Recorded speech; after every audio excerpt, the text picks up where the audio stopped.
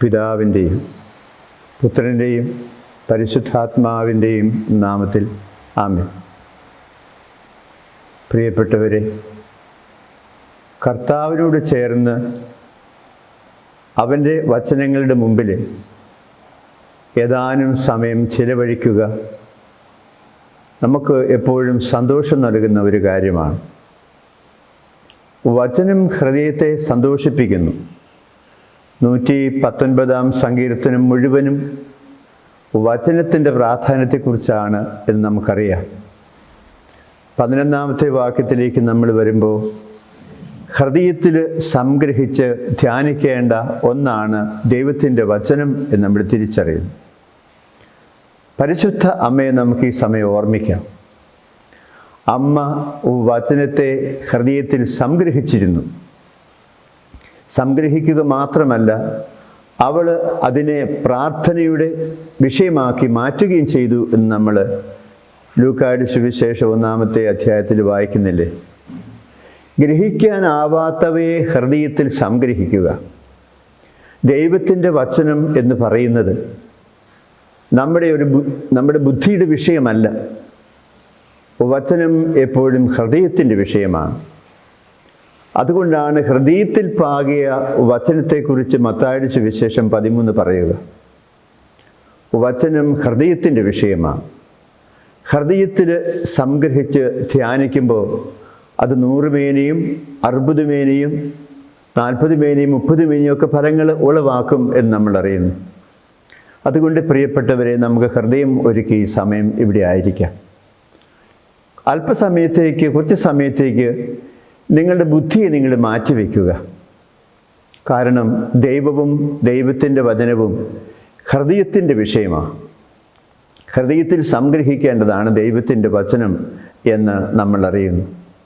ഈ വചനത്തിന് മുമ്പിൽ ഭക്തിയാദരങ്ങളോടെ, അതിലുപരി ഈ വചനം എന്നിൽ ഫലം പുറപ്പെടുവിക്കണം എന്ന താല്പര്യത്തോടെ നമ്മൾ ആയിരിക്കുമ്പോൾ ദൈവത്തിൻ്റെ വചനത്തിൻ്റെ ശക്തി നമ്മിൽ പ്രകടിതമാകും.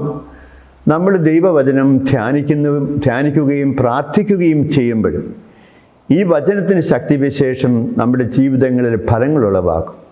അതുകൊണ്ടാണ് ഞാൻ നിങ്ങളോട് ഈ സമയം നിങ്ങളുടെ ഹൃദയം ഒരുക്കി ഇരിക്കണം എന്ന് പറഞ്ഞത്. നമുക്ക് അല്പസമയം ഹൃദയമൊരുക്കി പ്രാർത്ഥനയിലൂടെ ഈ വചനത്തെ നമ്മുടെ ഹൃദയത്തിലേക്ക് സംഗ്രഹിക്കാൻ നമുക്ക് ശ്രമിക്കാം. നമ്മൾ യേശയ്യാ പ്രവാചകൻ്റെ പുസ്തകം 43-ാമത്തെ അധ്യായം വായിക്കുമ്പോൾ തുടക്കത്തിൽ തന്നെ എത്രയോ ആശ്വാസദായകമായ ഒരു വചനമാണ് നമ്മൾക്ക് കേൾക്കാൻ സാധിക്കുക. കർത്താവ് പറയുകയാ, യാക്കോബേ, നിന്നെ സൃഷ്ടിക്കുകയും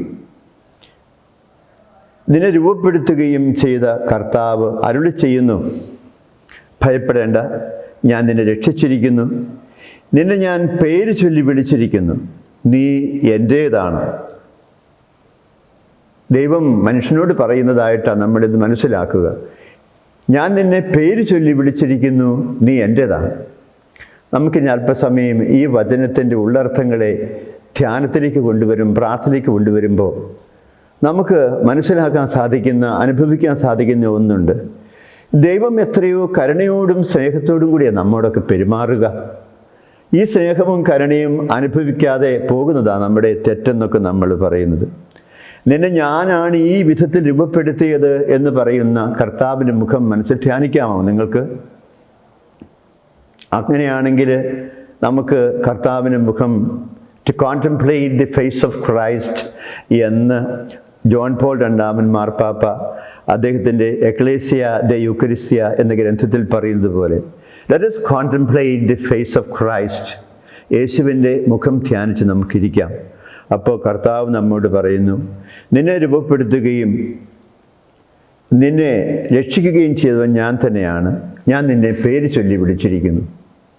പ്രിയപ്പെട്ടവരെ, നമുക്ക് നമ്മുടെയൊക്കെ പേരുണ്ടല്ലോ. മഹനീയമായ ഒന്നിലേക്ക് നമ്മളെ കൊണ്ടുവന്നൊരു ചിന്തയാണത്. നമുക്ക് നമ്മുടെ പേരൊന്ന് ഓർമ്മിച്ച് നോക്കാമോ? നിങ്ങൾക്കൊക്കെ ഒരു പേരുണ്ടല്ലോ. ഒരു വിശുദ്ധൻ്റെയോ വിശുദ്ധയുടെയോ അല്ലെങ്കിൽ അതിനോട് ചേർന്ന് പോകുന്ന ഒരു പേര് നിങ്ങൾക്കുണ്ട്. ആ പേര് നിങ്ങൾക്കൊന്ന് ഓർമ്മിക്കാവോ? കർത്താവ് നമ്മുടെ പേര് ഓർക്കുന്നു എന്നുള്ളത് തന്നെ നമുക്ക് എത്രയോ സന്തോഷപ്രദമായൊരു കാര്യമാണ്. അതുകൊണ്ട് നമുക്ക് നമ്മുടെ പേരൊന്ന് ഓർമ്മിച്ച് നോക്കാം. ഇന്നിടത്ത് ഇന്നാരായ ഞാൻ ഈ സന്യാസത്തിൽ കടന്നു വന്നപ്പം പുതിയ ഒരു പേര് സ്വീകരിച്ചു. നമ്മുടെ സന്യാസത്തിൽ കാണുന്ന ഒരു പ്രത്യേകതയാണ്. അത് ഹൈന്ദവ സന്യാസത്തിലും ക്രൈസ്തവ സന്യാസത്തിലും ഒക്കെ നമ്മൾ ഈ പേരിനെ കുറിച്ച് പറയുന്നുണ്ട്. പേര് വ്യക്തിത്വത്തിൻ്റെ സൂചനയായതുകൊണ്ടാണ് ഈ പേരിന് പ്രാധാന്യമുള്ളത്. മത്തായിയുടെ സുവിശേഷം 1:21 നമ്മൾ അങ്ങനെയല്ലേ കാണുക? അവന് ഈശോ എന്ന പേര് നൽകണം, അവൻ തൻ്റെ ജനത്തെ അവരുടെ പാപങ്ങളിൽ നിന്ന് മോചിക്കും. അപ്പോൾ കർത്താവിൻ്റെ വ്യക്തിത്വം മുഴുവനും അവൻ്റെ പേരിനോട് ചേർത്ത് വച്ചിരിക്കുകയാണ്. അവൻ രക്ഷകൻ എന്ന ആ പേരിൻ്റെ അർത്ഥം. ഇപ്പം നമുക്ക് തമ്പുരാൻ ഒരു പേര് തന്നിട്ടുണ്ടെങ്കിൽ, ഒരു പേര് നമുക്ക് ലഭിച്ചിട്ടുണ്ടെങ്കിൽ നമുക്കതേക്കുറിച്ച് ഓർക്കാം.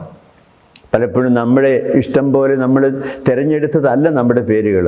നമ്മുടെ മാതാപിതാക്കളോ സഹോദരങ്ങളോ സഭാംഗങ്ങളോ ഒക്കെ നമുക്ക് തന്നതാണ് നമ്മുടെ പേര്. അതിലൂടെ നമ്മൾ അറിയപ്പെടുന്നു, അതിലൂടെ നമുക്കൊരു വ്യക്തിത്വമുണ്ട് നമ്മൾ ഓർക്കുന്നു. അതുകൊണ്ട് പേരെപ്പോഴും വ്യക്തിത്വത്തിൻ്റെ സൂചനയാണ്. നമുക്ക് നമ്മുടെ പേരെന്ന് ഓർക്കാം. കർത്താവ് നമ്മളെ നമ്മുടെ പേര് ചൊല്ലി വിളിക്കുന്നുവെന്നാ പറയുക. അങ്ങനെയെങ്കിൽ നമ്മളെ വിളിച്ചവനായ തമ്പുരാൻ്റെ തിരുമുമ്പിൽ നമുക്ക് അല്പസമയം നിൽക്കാം. എന്നിട്ട് അവനെന്തിനാ നമ്മളെ വിളിച്ചത് എന്ന് അറിയുക. അവൻ്റെ വിളിയുടെ ലക്ഷ്യങ്ങളിലേക്ക് നമ്മുടെ വ്യക്തിത്വത്തെ വളർത്തിയെടുക്കുക. എന്നിട്ട് അവൻ ഏൽപ്പിക്കുന്ന ദൗത്യം ഈ ഭൂമിയിൽ നിറവേറ്റുന്നതിന് വേണ്ടിയിട്ട് നമ്മളെ തന്നെ അവൻ്റെ കാര്യങ്ങളിൽ ഏൽപ്പിച്ചു കൊടുക്കുക. ഇതല്ലേ ഈ സന്യാസം എന്നൊക്കെ പറയുക, ഇതല്ലേ ഈ സമർപ്പിത ജീവിതം എന്നൊക്കെ പറയുക. നമ്മൾ അതിലേക്ക് കുറേശ്ശെ ധ്യാന ചിന്തകളിലൂടെ വചനങ്ങളിലൂടെ കടന്നു പോകാൻ ആഗ്രഹിക്കുകയാണ്. അതുകൊണ്ട് ചേർന്ന് ചിന്തിക്കാൻ പഠിക്കണം. ഞാനിവിടെ ഇതെല്ലാം ഒരുങ്ങി നിങ്ങളോട് പറയുമ്പോൾ നിങ്ങൾ എൻ്റെ ചിന്തകളോട് നിങ്ങളുടെ ചിന്തകളെ ചേർക്കുമ്പോഴാണ് അവിടെ സ്ഥായിയായ ഫലങ്ങൾ അത് ഉളവാക്കുക എന്നറിയുന്നതുകൊണ്ട് നമുക്ക് ചേർന്ന് ചിന്തിച്ച് പോകാനാവട്ടെ. ഒന്നാമതായിട്ട് നമുക്ക് തമ്പുരാൻ നമ്മളെ വിളിച്ചതാണെന്ന ഒരു ബോധ്യത്തിലേക്ക് കടന്നു വരുമ്പോൾ ആ വിളിയുടെ ലക്ഷ്യങ്ങളിലേക്ക് നമ്മൾ കൂടുതൽ വളരാൻ അത് നമുക്ക് പ്രേരകമായി നിൽക്കുന്നു എന്ന് നമ്മൾ തിരിച്ചറിയുകയാണ്. നിങ്ങളൊക്കെ സാധാരണ പാടുന്ന ഒരു പാട്ടില്ലേ, നമുക്കങ്ങനെ ഒരു ചെറിയ പാട്ടിൻ്റെ ഇരടി പാടാം. വിളിച്ചെന്നെ അനുഗ്രഹിച്ചു, തൻ്റെ വരങ്ങളാൽ എന്നെ നിറച്ചു, വിളിച്ചത് നാഥനല്ലേ, വിളി ഒരു ദാനമല്ലേ. നിങ്ങൾക്ക് എൻ്റെ ഒപ്പം കൂടെ ചേർന്ന് പാടാമോ? ഇനി നമുക്കത് ഒരുമിച്ച് പാടാം. വിളിച്ചെന്നെ അനുഗ്രഹിച്ചു, തൻ്റെ വരങ്ങളാൽ എന്നെ നിറച്ചു, വിളിച്ചതു നാഥനല്ലോ, തൻ്റെ വിളിയൊരു ദാനമല്ലോ. എന്നൊരു പാടാം. വിളിച്ചെന്നെ അനുഗ്രഹിച്ചു, തൻ്റെ വരങ്ങളാൽ എന്നെ നിറച്ചു, വിളിച്ചതു നാഥനല്ലോ, തൻ്റെ വിളിയൊരു ദാനമല്ലോ. നമ്മളെ പേര് ചൊല്ലി വിളിച്ചവൻ്റെ മുമ്പിൽ നന്ദിയുള്ള മനസ്സോടുകൂടി നമുക്ക് നമ്മളെ തന്നെ അർപ്പിച്ചുകൊണ്ട് സമർപ്പിച്ചുകൊണ്ട് നിൽക്കാം. എന്നിട്ട് നമുക്ക് അവനോട് ഹൃദയത്തിൽ പ്രാർത്ഥിക്കാം. നിൻ്റെ വചനത്തിൻ്റെ ശക്തിയാൽ, നിൻ്റെ കൃപകളാൽ എന്നെ നിറച്ച്, നിൻ്റെ ഹൃദയത്തിന് ഇണങ്ങിയവനും ഇണങ്ങിയവളുമൊക്കെ ആക്കി എന്നെ മാറ്റണമേ. എൻ്റെ ജീവിതത്തിന് പുതിയ അർത്ഥതലങ്ങൾ കണ്ടെത്തുവാൻ, ഇതിനെ ഒന്നുകൂടി വിശുദ്ധീകരിച്ച് നവീകരിച്ച് ശക്തിപ്പെടുത്തുവാൻ നിൻ്റെ പരിശുദ്ധാത്മാവിനാൽ എന്നെ നയിക്കണമേ, എന്നെ നിറയ്ക്കണമേ, എന്നെ അനുഗ്രഹിക്കണമേ. നമുക്കൊരു നിമിഷം ഹൃദയത്തിൽ ശാന്തമായിട്ട് പ്രാർത്ഥിക്കാം.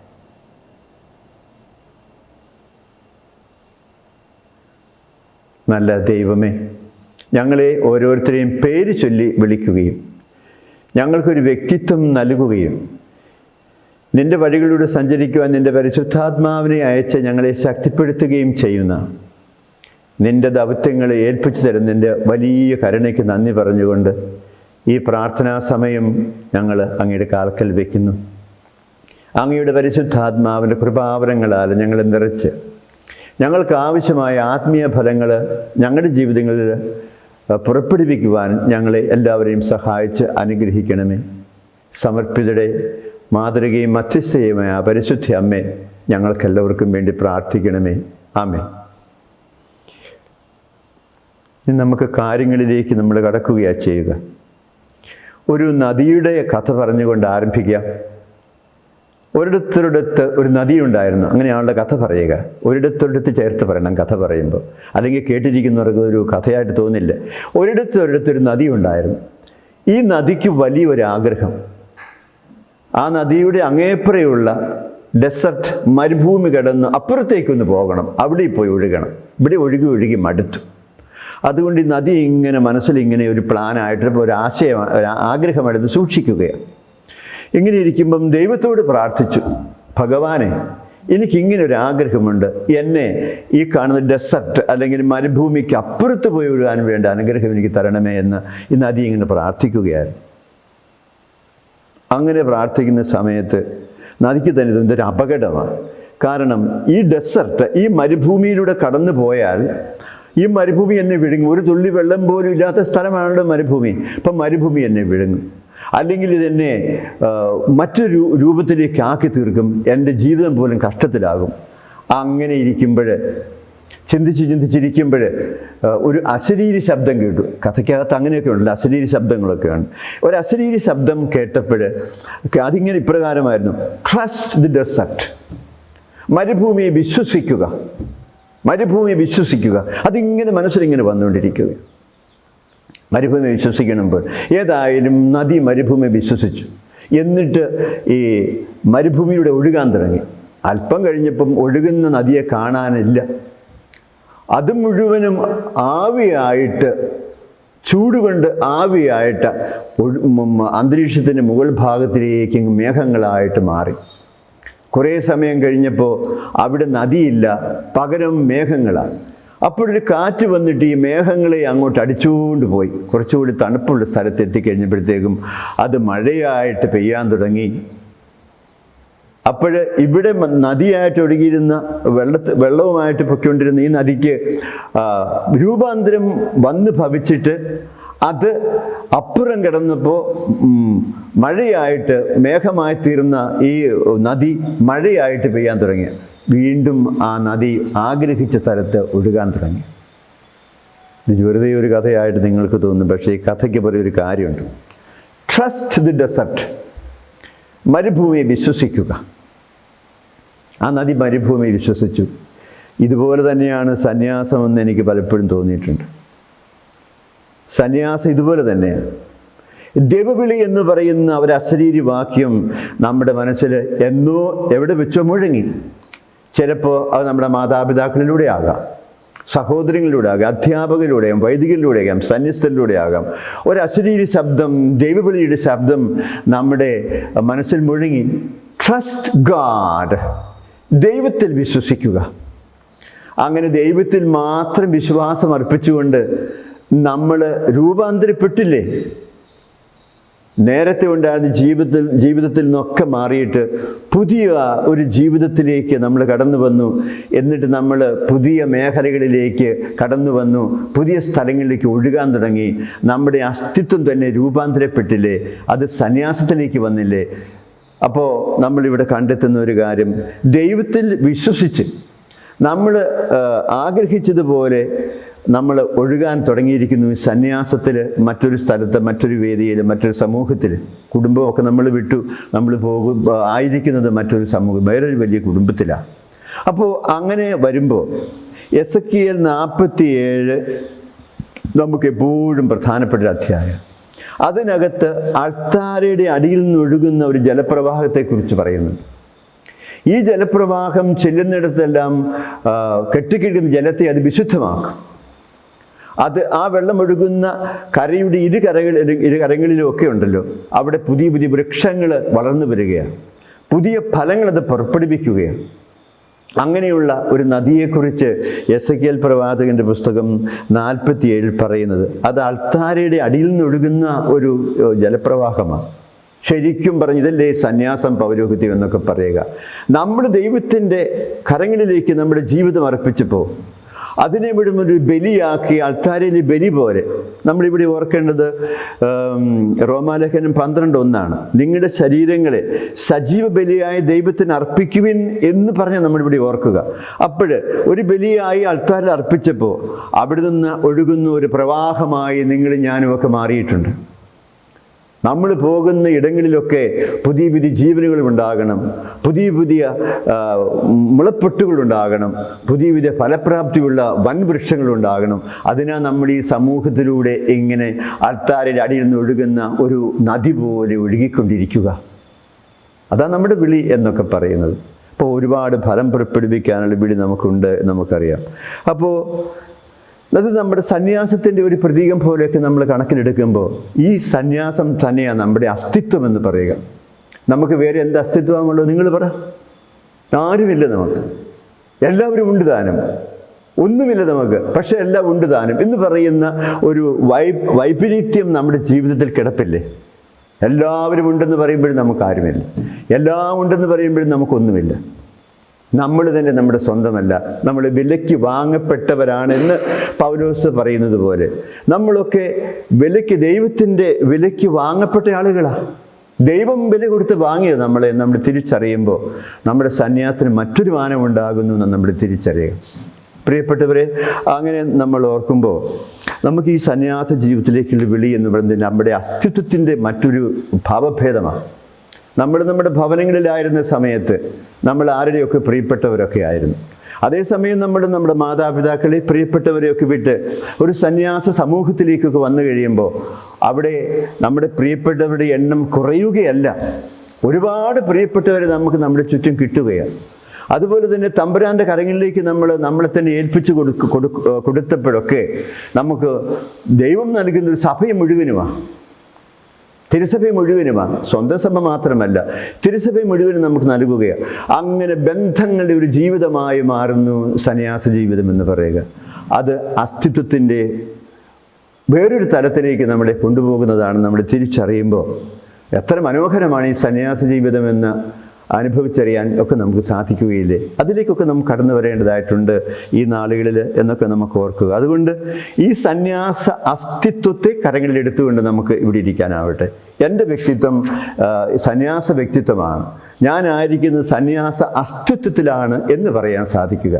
അപ്പോൾ അതിൻ്റെ വിശദമായ കാര്യങ്ങളിലേക്കൊക്കെ നമുക്ക് കടന്നു പോകാൻ സാധിക്കും എന്ന് ഓർക്കുകയാണ്.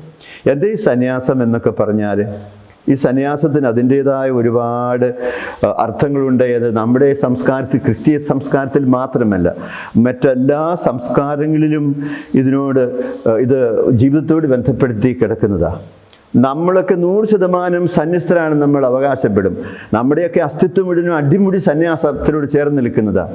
ഇതുപോലെ തന്നെ വേറെ സംസ്കാരങ്ങളിലൊക്കെ സന്യാസമുണ്ട്. നമ്മൾ ഭാരതീയ സംസ്കാരത്തിലേക്ക് കിടക്കുമ്പോൾ അവിടെ 4 സ്റ്റേജസിനെ കുറിച്ച് പറയുന്നു: ബ്രഹ്മചര്യം, ഗാർഹസ്ഥ്യം, വാനപ്രസ്ഥം, സന്യാസം എന്ന് അവർ പറയുക. ബ്രഹ്മചര്യം എന്ന് പറയുന്നത് അവിവാഹിതനായ അല്ലെങ്കിൽ അവിവാഹിതയായി ജീവിക്കുന്ന ഒരു കാലഘട്ടം മാത്രമല്ല, ബ്രഹ്മജ്ഞാനം നേടുന്ന കാലഘട്ടത്തെയാണ് ബ്രഹ്മചര്യകാലം എന്ന് പറയുക. വേദങ്ങളും ശാസ്ത്രങ്ങളും ഒക്കെ ഈ വ്യക്തി പഠിക്കും. അങ്ങനെ ഈ പഠനങ്ങളിലൂടെ, വൈജ്ഞാനിക മേഖലകളിലൂടെ ഉള്ളൊരു സഞ്ചാരം, അങ്ങനെ അറിവിനെ തേടുന്ന കാലഘട്ടത്തെയാണ് ബ്രഹ്മചര്യകാലം എന്ന് പറയുക.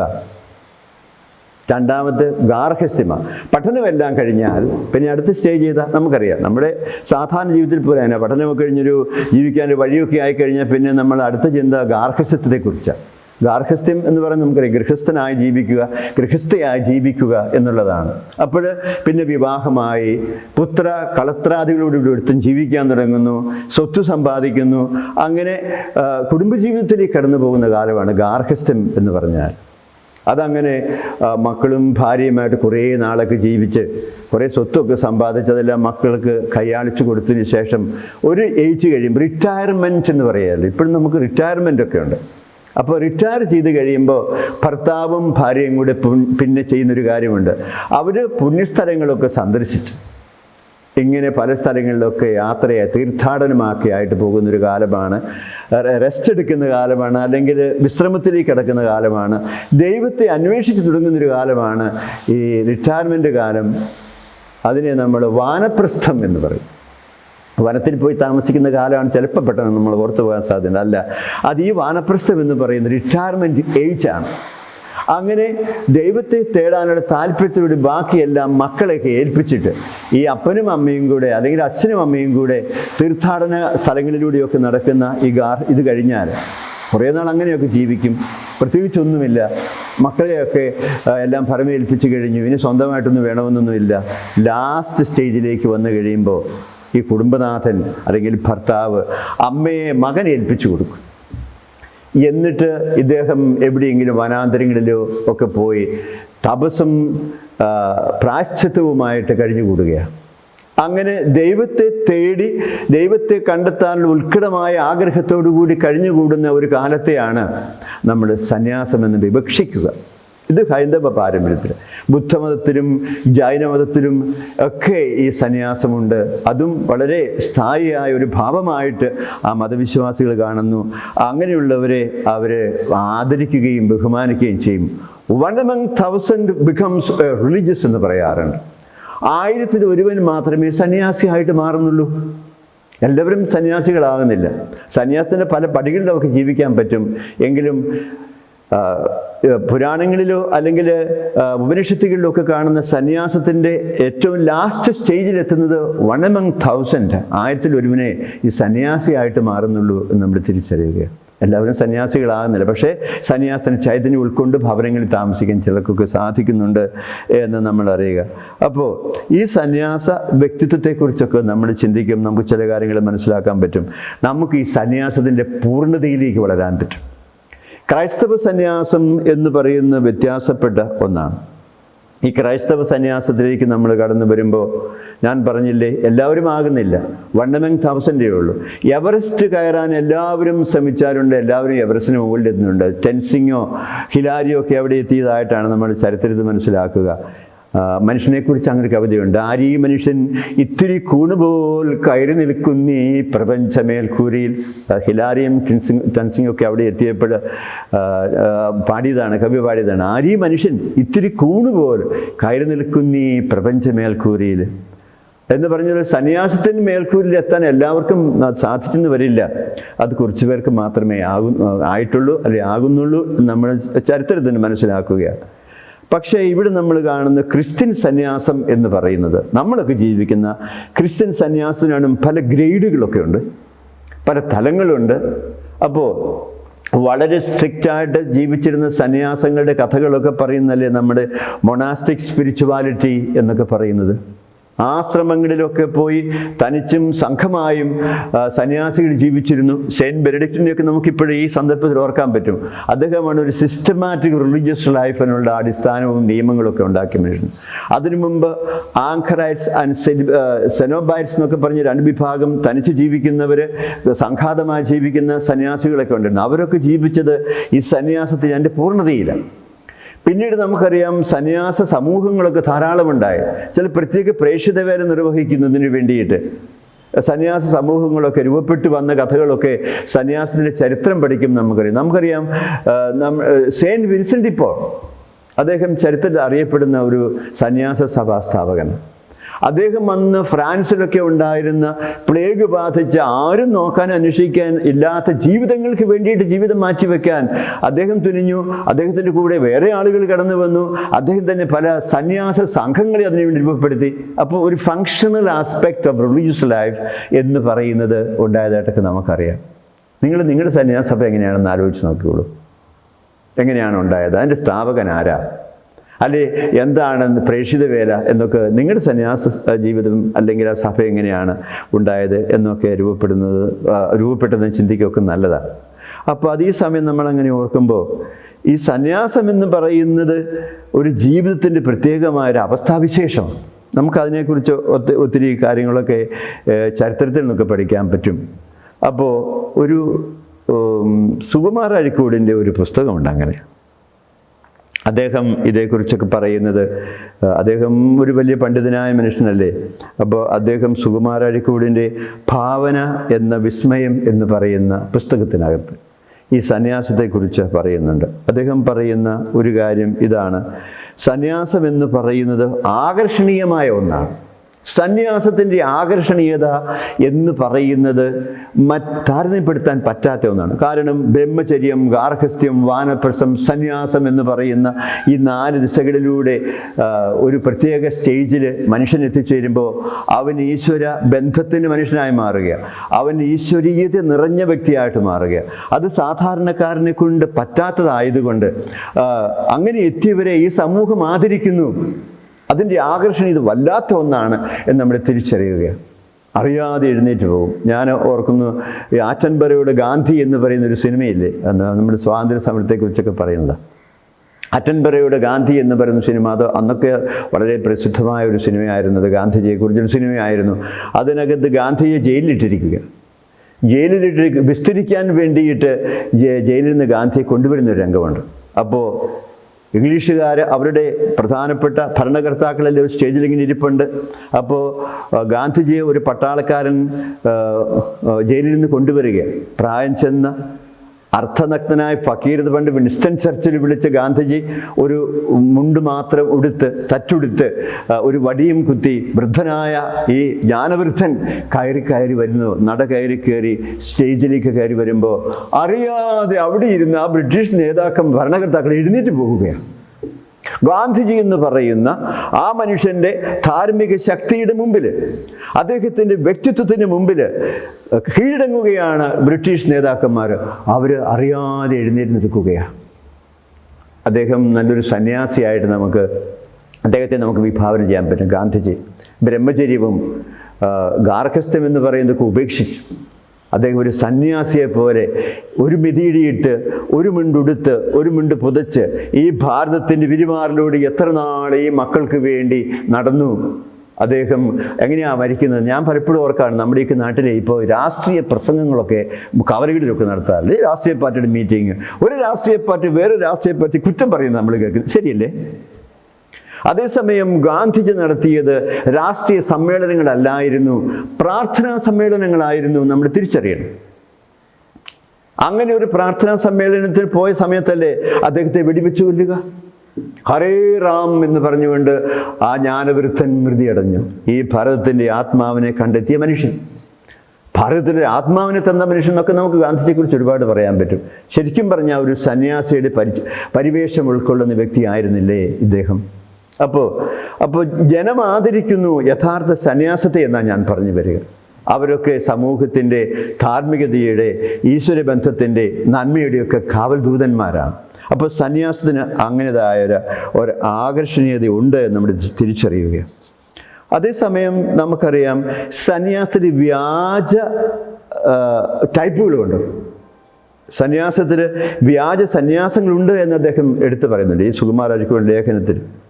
അർത്ഥവിരാമം എന്ന് പറയുന്ന ഒരു നോവലുണ്ടായിരുന്നു. അത് മുഴുവൻ എഴുതപ്പെട്ടില്ല. മാതൃഭൂമി ആഴ്ച കുറേ വർഷങ്ങൾക്ക് മുമ്പ് അർത്ഥവിരാമം എന്ന് പറഞ്ഞാൽ ഒരു വ്യക്തി, അത് നമുക്ക് ആ നോവൽ അങ്ങനെയാണ് പോകുന്നത് കൊണ്ട് നമുക്ക് അങ്ങനെയൊക്കെ പറയത്തുള്ളൂ. അത് അവസാനം കേസിലൊക്കെ അവസാനിച്ചു എന്ന് ഞാൻ മനസ്സിലാക്കുക. അർത്ഥവിരാമം എന്നും പറഞ്ഞ് ഒരാളൊരു നോവൽ എഴുതി. സംഗതി ഇതാണ്: ഒരാളൊരു സന്യാസ ഭവനത്തിൽ സന്യാസിയാകാൻ വേണ്ടി പോയി. കുറേ നാളൊരു സന്യാസ ഭവനത്തിൽ താമസിച്ചു. അതിനുശേഷം വേറൊരു സന്യാസ ഭവനത്തിലേക്ക് അദ്ദേഹം പോയി. അങ്ങനെ ഒരു 12ഓളം വർഷങ്ങൾ, ഒരു വ്യാഴവട്ടക്കാലം ഇദ്ദേഹം ഇങ്ങനെ സന്യാസത്തിൽ ജീവിക്കാൻ തുടങ്ങി. പക്ഷേ ഓരോ സന്യാസ ഭവനവും കടന്ന് പോകുമ്പോൾ അദ്ദേഹത്തിൻ്റെ മനസ്സിൽ നിരാശയും ദുഃഖവുമാണ്. താൻ അന്വേഷിച്ച സന്യാസം ഈ സന്യാസ ഭവനങ്ങളിലെ വ്യക്തികളിൽ കാണുന്നില്ല. ചുരുക്കം ചിലരൊക്കെ കുറേയൊക്കെ ജീവിക്കുന്നു എന്നേ ഉള്ളൂ. അല്ലാതെ സന്യാസത്തിൻ്റെ നന്മയിലോ പൂർണ്ണതയിലോ ജീവിക്കാൻ കഴിയാത്ത മനുഷ്യർ. അപ്പോൾ അതുകൊണ്ട് എന്ത് ചെയ്തു? പകുതിയായപ്പം അദ്ദേഹം സന്യാസം നിർത്തി. അതിനാണ് നമ്മൾ അർത്ഥവിരാമം എന്ന് പറയുക. എന്ന് പറഞ്ഞാൽ പകുതിയായപ്പോൾ നിർത്തി. എന്നിട്ട് അദ്ദേഹത്തിൻ്റെ സന്യാസ അനുഭവങ്ങളെ, അദ്ദേഹത്തിൻ്റെ നിരാശകളെ, ദുഃഖങ്ങളെയൊക്കെ അദ്ദേഹം കുറിച്ച് പോയപ്പോൾ അത് സന്യാസത്തിന് ഭീഷണിയായി മാറുന്നു, നാണംകേടായി മാറുന്നു എന്ന് കണ്ട് പാരാണ്ട് കൂടെ കേസ് കൊടുത്തു സന്യാസികൾ. അങ്ങനെ ആ നോവൽ പബ്ലിഷ് ചെയ്ത് നിർത്തേണ്ടതായിട്ട്, അത് പുസ്തകമായിട്ട് വന്നിട്ടുണ്ടോ എന്ന് എനിക്ക് അറിഞ്ഞുകൂടാ. അപ്പോൾ സന്യാസിലെ വ്യാജമുഖങ്ങളെക്കുറിച്ചും നമുക്ക് ചിന്തിക്കേണ്ടതായിട്ട് വരും. അപ്പോൾ ഇതൊക്കെ ഉണ്ട്. അപ്പോൾ സന്യാസ രൂപം എന്ന് പറയുന്നത് ഈ ഭൂമിയിലെ ഏറ്റവും ആകർഷകമായ ഒന്നാണ്. അതാ നിങ്ങളും ഞാനും ഒക്കെ സ്വീകരിച്ചിരിക്കുക. നമ്മുടെ സമൂഹം നിങ്ങളെ എന്നെയൊക്കെ ആദരിക്കുന്നെങ്കിൽ എൻ്റെയോ നിങ്ങളുടെയോ വ്യക്തിത്വത്തിൻ്റെ പേരിലല്ല, നമ്മൾ ജീവിക്കുന്ന ഏറ്റവും മഹത്തരമായ സന്യാസത്തിൻ്റെ ആദർശങ്ങളെ ഓർത്തിട്ടാണ്. വൈദികരെ കാണുമ്പം ഈശോമിശിഹായ്ക്ക് സ്തുതിയായിരിക്കട്ടെ എന്ന് ജനം പറയും. തിരിച്ച് നമ്മൾ അങ്ങനെ അങ്ങോട്ടും പറയാറില്ലേ? നിങ്ങളെയൊക്കെ കാണുമ്പോൾ ഞങ്ങളൊക്കെ സ്തുതി ചെല്ലുന്നത് എന്തുകൊണ്ടാണ്? യേശു തമ്പുരാൻ്റെ സന്യാസത്തിൻ്റെ രൂപഭാവങ്ങൾ നമ്മളിലൂടെ ഏതെങ്കിലുമൊക്കെ മേഖലയിൽ പ്രത്യക്ഷപ്പെട്ടിട്ടുണ്ട്.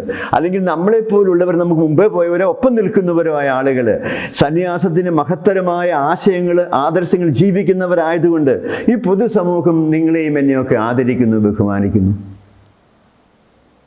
ഇതൊക്കെ വളരെ പ്രധാനപ്പെട്ട ചില കാര്യങ്ങളാണെന്ന് എനിക്ക് തോന്നാറുണ്ട്. അതുകൊണ്ട് ഞാൻ ഇങ്ങനെയൊക്കെ പറഞ്ഞു പോവുക.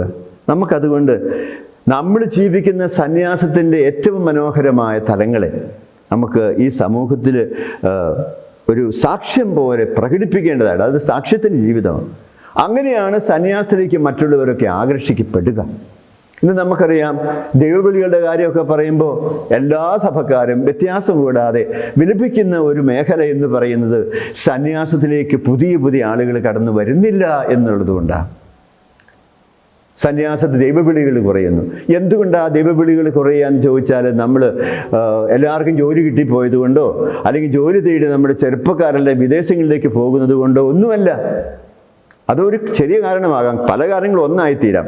പക്ഷേ അതേസമയം സന്യാസത്തിൻ്റെ ആകർഷണീയതയ്ക്ക് ഭംഗം വരുത്തുന്ന, അതിന് മങ്ങലേൽപ്പിക്കുന്ന സംഭവങ്ങളും സാക്ഷ്യങ്ങളും ഒക്കെ ഈ സമൂഹത്തിൽ ഇടയ്ക്കിടയ്ക്കൊക്കെ സംഭവിക്കുമ്പോഴും സന്യാസ താല്പര്യങ്ങളെ അത് ഹനിക്കുന്നു എന്ന് നമ്മൾ ചിന്തിക്കണം. അതുകൊണ്ടാണ് ദുർസാക്ഷ്യങ്ങളായി മാറാതെ നല്ല സാക്ഷികളായി മാറുക എന്ന് പറയുന്നത് നമ്മുടെ കടമയാണ്, നമ്മുടെ ഉത്തരവാദിത്തമാണ്. അങ്ങനെ ദൈവവിളികളെ നമുക്ക് പ്രോത്സാഹിപ്പിക്കാൻ സാധിക്കില്ലേ? നമ്മുടെയൊക്കെ സാക്ഷ്യത്തിൻ്റെ കുറവ്, ജീവിതത്തിൻ്റെ നന്മയുടെ തലങ്ങളിൽ നമുക്ക് ചെയ്യാൻ പറ്റുന്ന കാര്യങ്ങളൊക്കെ ചെയ്യാതെ പോകുന്നത് കൊണ്ട് ഇവിടെ സന്യാസം പ്രബലമാകുന്നില്ല എന്നൊക്കെ പറയുമ്പോൾ, പ്രിയപ്പെട്ടവരെ, അതിനും അതിൻ്റേതായ ഒരു പ്രാധാന്യമുണ്ട് നമ്മൾ തിരിച്ചറിയുക. അപ്പോൾ നമുക്ക് ഒരു നിർവചനം എവിടെന്നെങ്കിലുമൊക്കെ കണ്ടെത്താൻ ശ്രമിക്കുമ്പോൾ നമ്മൾ ഇങ്ങനെയൊക്കെയാണ് പറയുക. അതായത് എന്താണ് സന്യാസം എന്ന് ചോദിച്ചാൽ നമ്മൾ പറയും, ബാഹ്യ ജീവിതത്തിന് സുഖങ്ങളിൽ നിന്നും വിരമിച്ച് ചിത്തവൃത്തി നിരോധനം നടത്തി ജീവിക്കുന്ന വ്യക്തികളുടെ കൂട്ടായ്മയാണ് ഈ സന്യാസം എന്നൊക്കെ പറയുക. ഫിലിപ്പിയ ലേഖനം 1:20 നമുക്കിവിടെ ഓർക്കണം. കാരണം എനിക്ക് ജീവിക്കുക ക്രിസ്തുവാകുന്നു എന്ന് പറയുന്ന പൗലോസിൻ്റെ ജീവിതം, എനിക്ക് ജീവിക്കുക ക്രിസ്തുവാകുന്നു, ഞാൻ ക്രിസ്തുവിൻ്റെ ജീവിതത്തിലേക്ക് പ്രവേശിക്കുകയാണ്, എനിക്ക് സമൂഹത്തിന് കൊടുക്കാനുള്ളത് മറ്റൊന്നുമില്ല, എൻ്റെ പാണ്ഡിത്യം ഞാൻ മാറ്റിവെച്ചു എന്ന് പൗലോസ് എത്ര തവണ പറഞ്ഞിരിക്കുന്ന കാര്യമാണ്. എൻ്റെ വ്യർത്ഥമായ ചില സങ്കല്പം ഞാൻ ഉപേക്ഷിച്ചു എന്ന് പറയുന്നത് അത് ഫിലിപ്പിയ ലേഖനം 3:7 മുതൽ നമ്മൾ കാണുന്നതാണ്. അതിലൊന്നുമല്ല എൻ്റെ ശ്രദ്ധ. ഇനി എൻ്റെ ജീവിതം എന്ന് പറയുന്നത് എനിക്കത് ക്രിസ്തുവാണ്. അങ്ങനെ ക്രിസ്തുവിൽ ജീവിക്കുന്ന ഒരു വ്യക്തിയായിട്ട്, ക്രിസ്തുവിനെ മറ്റുള്ളവർക്ക് കാട്ടിക്കൊടുക്കുന്ന വ്യക്തി എന്നൊക്കെ പറയുന്ന ആ രീതിയിൽ പൗലോസ് തൻ്റെ ജീവിതം മുഴുവനും ക്രിസ്തുവിൽ നിക്ഷേപിച്ചിരിക്കുകയാണ്. അതാ സന്യാസം എന്നൊക്കെ നമ്മൾ പറയുക. അപ്പോൾ ഇങ്ങനെ ഒരുപാടുണ്ട് കേട്ടോ, ഒരുപാട് നിർവചനങ്ങളൊക്കെ സന്യാസത്തെക്കുറിച്ച് നമ്മൾ ഉപനിഷത്തുകളിലൊക്കെ നമ്മൾ വായിച്ചറിയുന്ന കാര്യങ്ങളാണ്. വേറൊരു കാര്യം പറഞ്ഞാൽ ശങ്കരാചാര്യരുടെ വിവേക ചൂടാമണി എന്ന് പറഞ്ഞ പുസ്തകമുണ്ട്. അതിനകത്ത് ഞാനൊരു സെൻറ്റൻസ് പണ്ട് കണ്ടെത്തിയത് ഇങ്ങനെയാണ്. അദ്ദേഹം പറയും, ആത്മാനാത്മവിവേചന ആണ് സന്യാസമെന്ന്. ആത്മാവെന്നും ദൈവം എന്താണെന്നും ദൈവമല്ലാത്തത് എന്താണെന്ന് വിവേചിച്ചറിയുന്നതാണ് ഈ സന്യാസം. നമ്മൾ വിവേചിച്ചറിഞ്ഞവരാണെന്ന് അവകാശപ്പെടണം. കാരണം ആരാണ് ദൈവമെന്ന് എന്ന്, ദൈവികമായത് എന്തെന്ന്, ഈ ലോകത്തിൻ്റെതായ ജീവിതം എന്താണെന്ന്, അതിനകത്തുള്ള അപകടങ്ങൾ എന്തൊക്കെയാണെന്ന്, അത് നമുക്ക് വേണ്ടാത്തതാണെന്നൊക്കെ തിരിച്ചറിയുക. അങ്ങനെ നടത്തുന്ന ഒരു വിവേചനമുള്ള ജീവിതമാണ് സന്യാസം.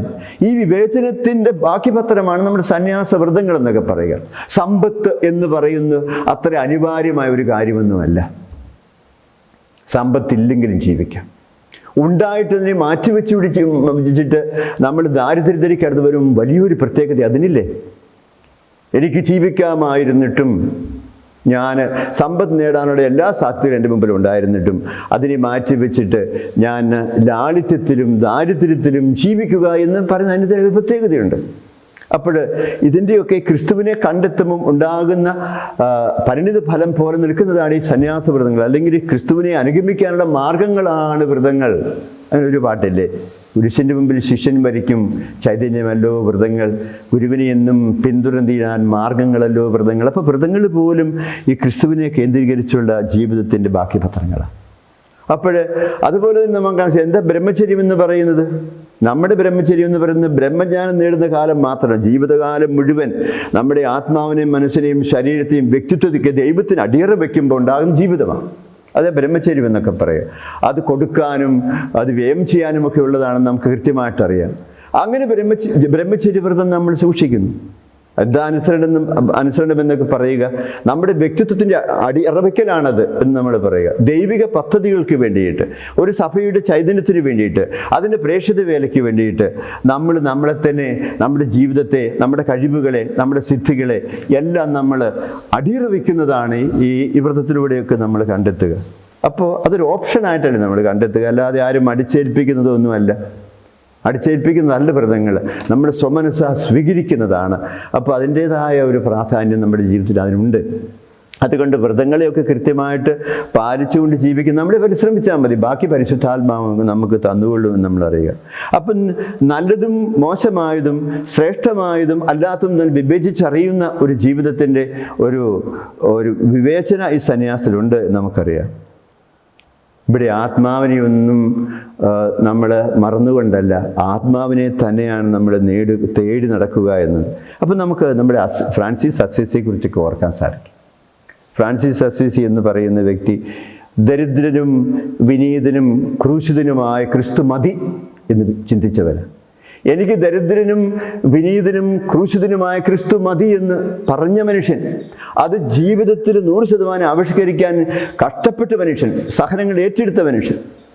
എന്തുമാത്രം ചൈതന്യം അദ്ദേഹത്തിന് ഈ ഭൂമിക്ക് കൊടുക്കാൻ കഴിഞ്ഞു എന്ന് നമ്മൾ ഓർക്കുമ്പോൾ എത്ര മനോഹരമാണ് ഫ്രാൻസിസിൻ്റെ ജീവിതം.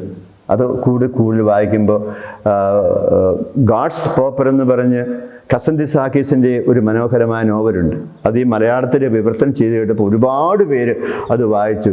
നമ്മൾ അസീസിയെ അറിയുക, ഫ്രാൻസിസിനെ അറിയുക. ഇന്നും ഫ്രാൻസിസിനെ അറിയാൻ അന്വേഷിച്ച് പോകുന്നവരൊക്കെ ഉണ്ട് ഒത്തിരി പേർ. അറിഞ്ഞു കഴിയുമ്പോൾ ആ മഹാവ്യക്തിത്വത്തിൻ്റെ പ്രാഭവം എന്ന് പറയുന്നത് ചിലരെ കീഴടക്കും. അങ്ങനെയാണ് ഫ്രാൻസിസ്കൻ ദൈവവിളികൾ ഉണ്ടാകുക എന്നൊക്കെ നമ്മൾ പറയുക. അപ്പോൾ നമുക്ക് ഈ സന്യാസം എന്ന് പറയുന്നത് ദൈവത്തിൻ്റെ ഒരു വരദാനം പോലെ കിട്ടിയതാണ്. എന്നും നന്ദിയുള്ളവരാകണം. നിങ്ങൾ നിങ്ങളുടെ സന്യാസത്തെ ഓർത്ത് എന്നും ദൈവത്തിന് നന്ദി പറഞ്ഞോളൂ.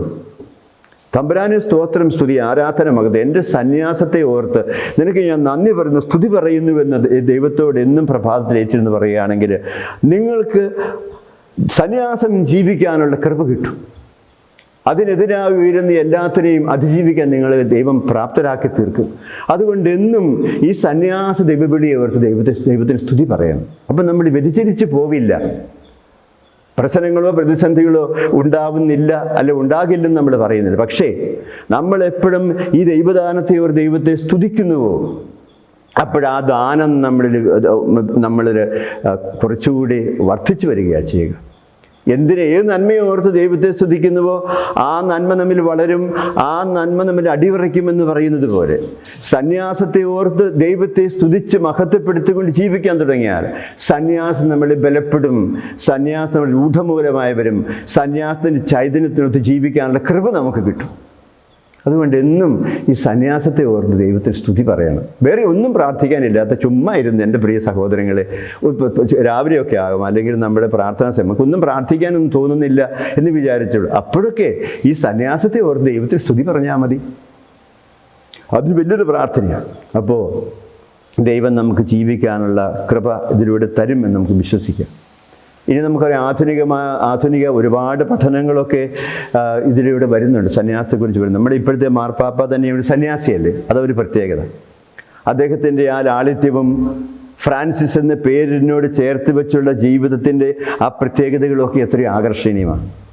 അദ്ദേഹം വേറൊരു പേരും സ്വീകരിക്കാൻ തയ്യാറായല്ലോ. ഫ്രാൻസിസ് സേവരോ ഫ്രാൻസിസ് സാലസോ അങ്ങനെയുള്ള വിശുദ്ധരൊക്കെ ഉണ്ടായിരുന്നു. പക്ഷേ അദ്ദേഹം വെറും ഫ്രാൻസിസ് എന്ന് പറയുന്ന അസീസിലെ ഫ്രാൻസിസിൻ്റെ ജീവിതത്തെയാണ് തൻ്റെ ജീവിതത്തിന് ആധാരമായിട്ട് എടുത്തത്. ആ പേരിലൂടെയൊക്കെ അദ്ദേഹത്തിൻ്റെ വിറ്റ്നസ് ഓഫ് ജോയ് എന്ന് പറയുന്ന ഒരു തിരുവെഴുത്തില് ആനന്ദത്തിന് സാക്ഷികൾ, ഒരു അപ്പസ്തോലിക ലേഖനം, അതിനകത്തൊക്കെ അദ്ദേഹം പറയുന്ന കാര്യങ്ങളൊക്കെ എത്രയോ മനോഹരമാണ്. നമ്മളൊക്കെ സന്തോഷത്തിൻ്റെ ഉടമകളാണെന്ന് സ്ഥാപിച്ചു വയ്ക്കുക. അതിനകത്ത് സന്തോഷിക്കുന്ന ആളുകളാണ്.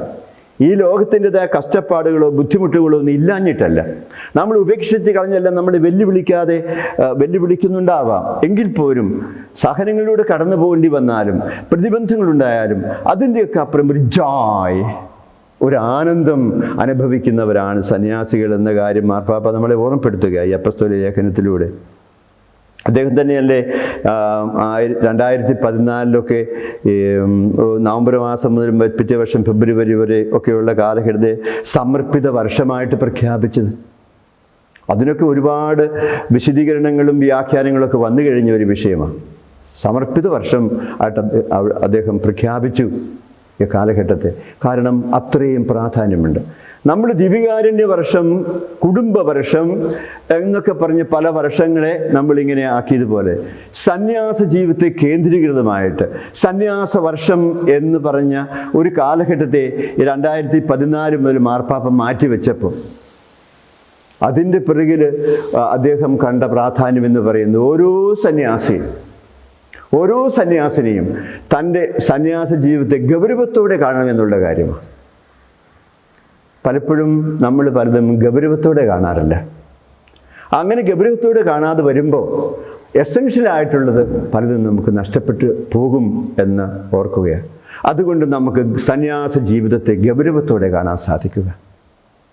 ഈ വിളി എന്ന് പറയുന്നത് ദൈവത്തിൻ്റെ മഹത്തായ ഒരു ദാനമാണ്, നമുക്കായി മാറ്റിവെച്ചതാണ്, നമ്മുടെ ആരുടെയും മെറിറ്റ് കൊണ്ട് കിട്ടിയതുമല്ല. അതുകൊണ്ട് നമുക്ക് സന്യാസത്തെ ഓർത്ത് ദൈവത്തെ സ്തുതിക്കണമെന്ന് ഞാൻ പറഞ്ഞത് അതുകൊണ്ട്. അപ്പോൾ നമ്മൾ പറയുന്നു, തമ്പുരാൻ്റെ കൃപയിൽ വിളിക്കപ്പെട്ടവരായ നമ്മൾ ഈ സന്യാസ ജീവിതത്തെ ദൈവത്തിൻ്റെ ദാനമായി കണ്ട് ഗൗരവത്തോടുകൂടി കാണണം. ഏതാണ്ട് 50 വർഷം മുമ്പല്ലേ വത്തിക്കാൻ കൗൺസിൽ ഡിക്രിയിൽ പെർഫെക്റ്റത്തെ കാരിത്താസ് ലൂമൻ ജെൻസിയം എന്നൊക്കെ പറയുന്ന പ്രമാണ രേഖകളിൽ സന്യാസ ജീവിതത്തെക്കുറിച്ചും സഭയിൽ അതിനുള്ള സ്ഥാനത്തെക്കുറിച്ചും അതിൻ്റെ നവീകരണത്തെക്കുറിച്ചും പുത്തൻ ഭാവങ്ങൾ ഉൾക്കൊള്ളുന്നതിൻ്റെ ഉത്തരവാദിത്തത്തെക്കുറിച്ചൊക്കെ സഭ പഠിപ്പിച്ചതിൻ്റെ 50-ാം വർഷം വരുമ്പോഴാണ് ഈ 2014 സന്യാസ ജീവിത വർഷം എന്ന് പറയുന്ന മാർപ്പാപ്പ പ്രഖ്യാപിച്ചത്. നമുക്കങ്ങനെ ഒരു പ്രത്യേക വർഷം പ്രഖ്യാപിക്കേണ്ടതില്ല. എന്നും നമ്മൾ സന്യാസികളെ, പിന്നെ നമുക്കൊരു പ്രത്യേക വർഷമുണ്ടോ? ആവശ്യമില്ലെന്ന് എനിക്ക് തോന്നാറുണ്ട്. കാരണം നമ്മൾ എന്നും സന്യാസികളാണ്, എന്നും സന്യാസം ജീവിക്കുന്നവരാണ്. അതുകൊണ്ട് എന്താണ് നമ്മളിന്ന് ഈ ലോകം പ്രതീക്ഷിക്കുന്നത്? എന്താണ് നമ്മുടെ സഭ പ്രതീക്ഷിക്കുന്നത്? എന്താണ് നമ്മളിൽ നിന്ന് നമ്മുടെ പ്രിയപ്പെട്ടവർ, ബന്ധുജനങ്ങൾ, കുടുംബക്കാർ പ്രതീക്ഷിക്കുന്നത്? ആ പ്രതീക്ഷയിലേക്കൊക്കെ വളരുക എന്നുള്ളതാണ് നമ്മുടെ ഉത്തരവാദിത്വം. ഞാനൊരു ചോദ്യം ചോദിക്കാം നിങ്ങളോട്. Are you happy? നിങ്ങൾ സന്തോഷമുള്ളവരാണ്? ഈ സന്യാസ ജീവിതത്തെക്കുറിച്ച് ചിന്തിക്കുമ്പം ആർ യു ഹാപ്പി? നിങ്ങൾ സന്തോഷമുള്ളവരാണോ?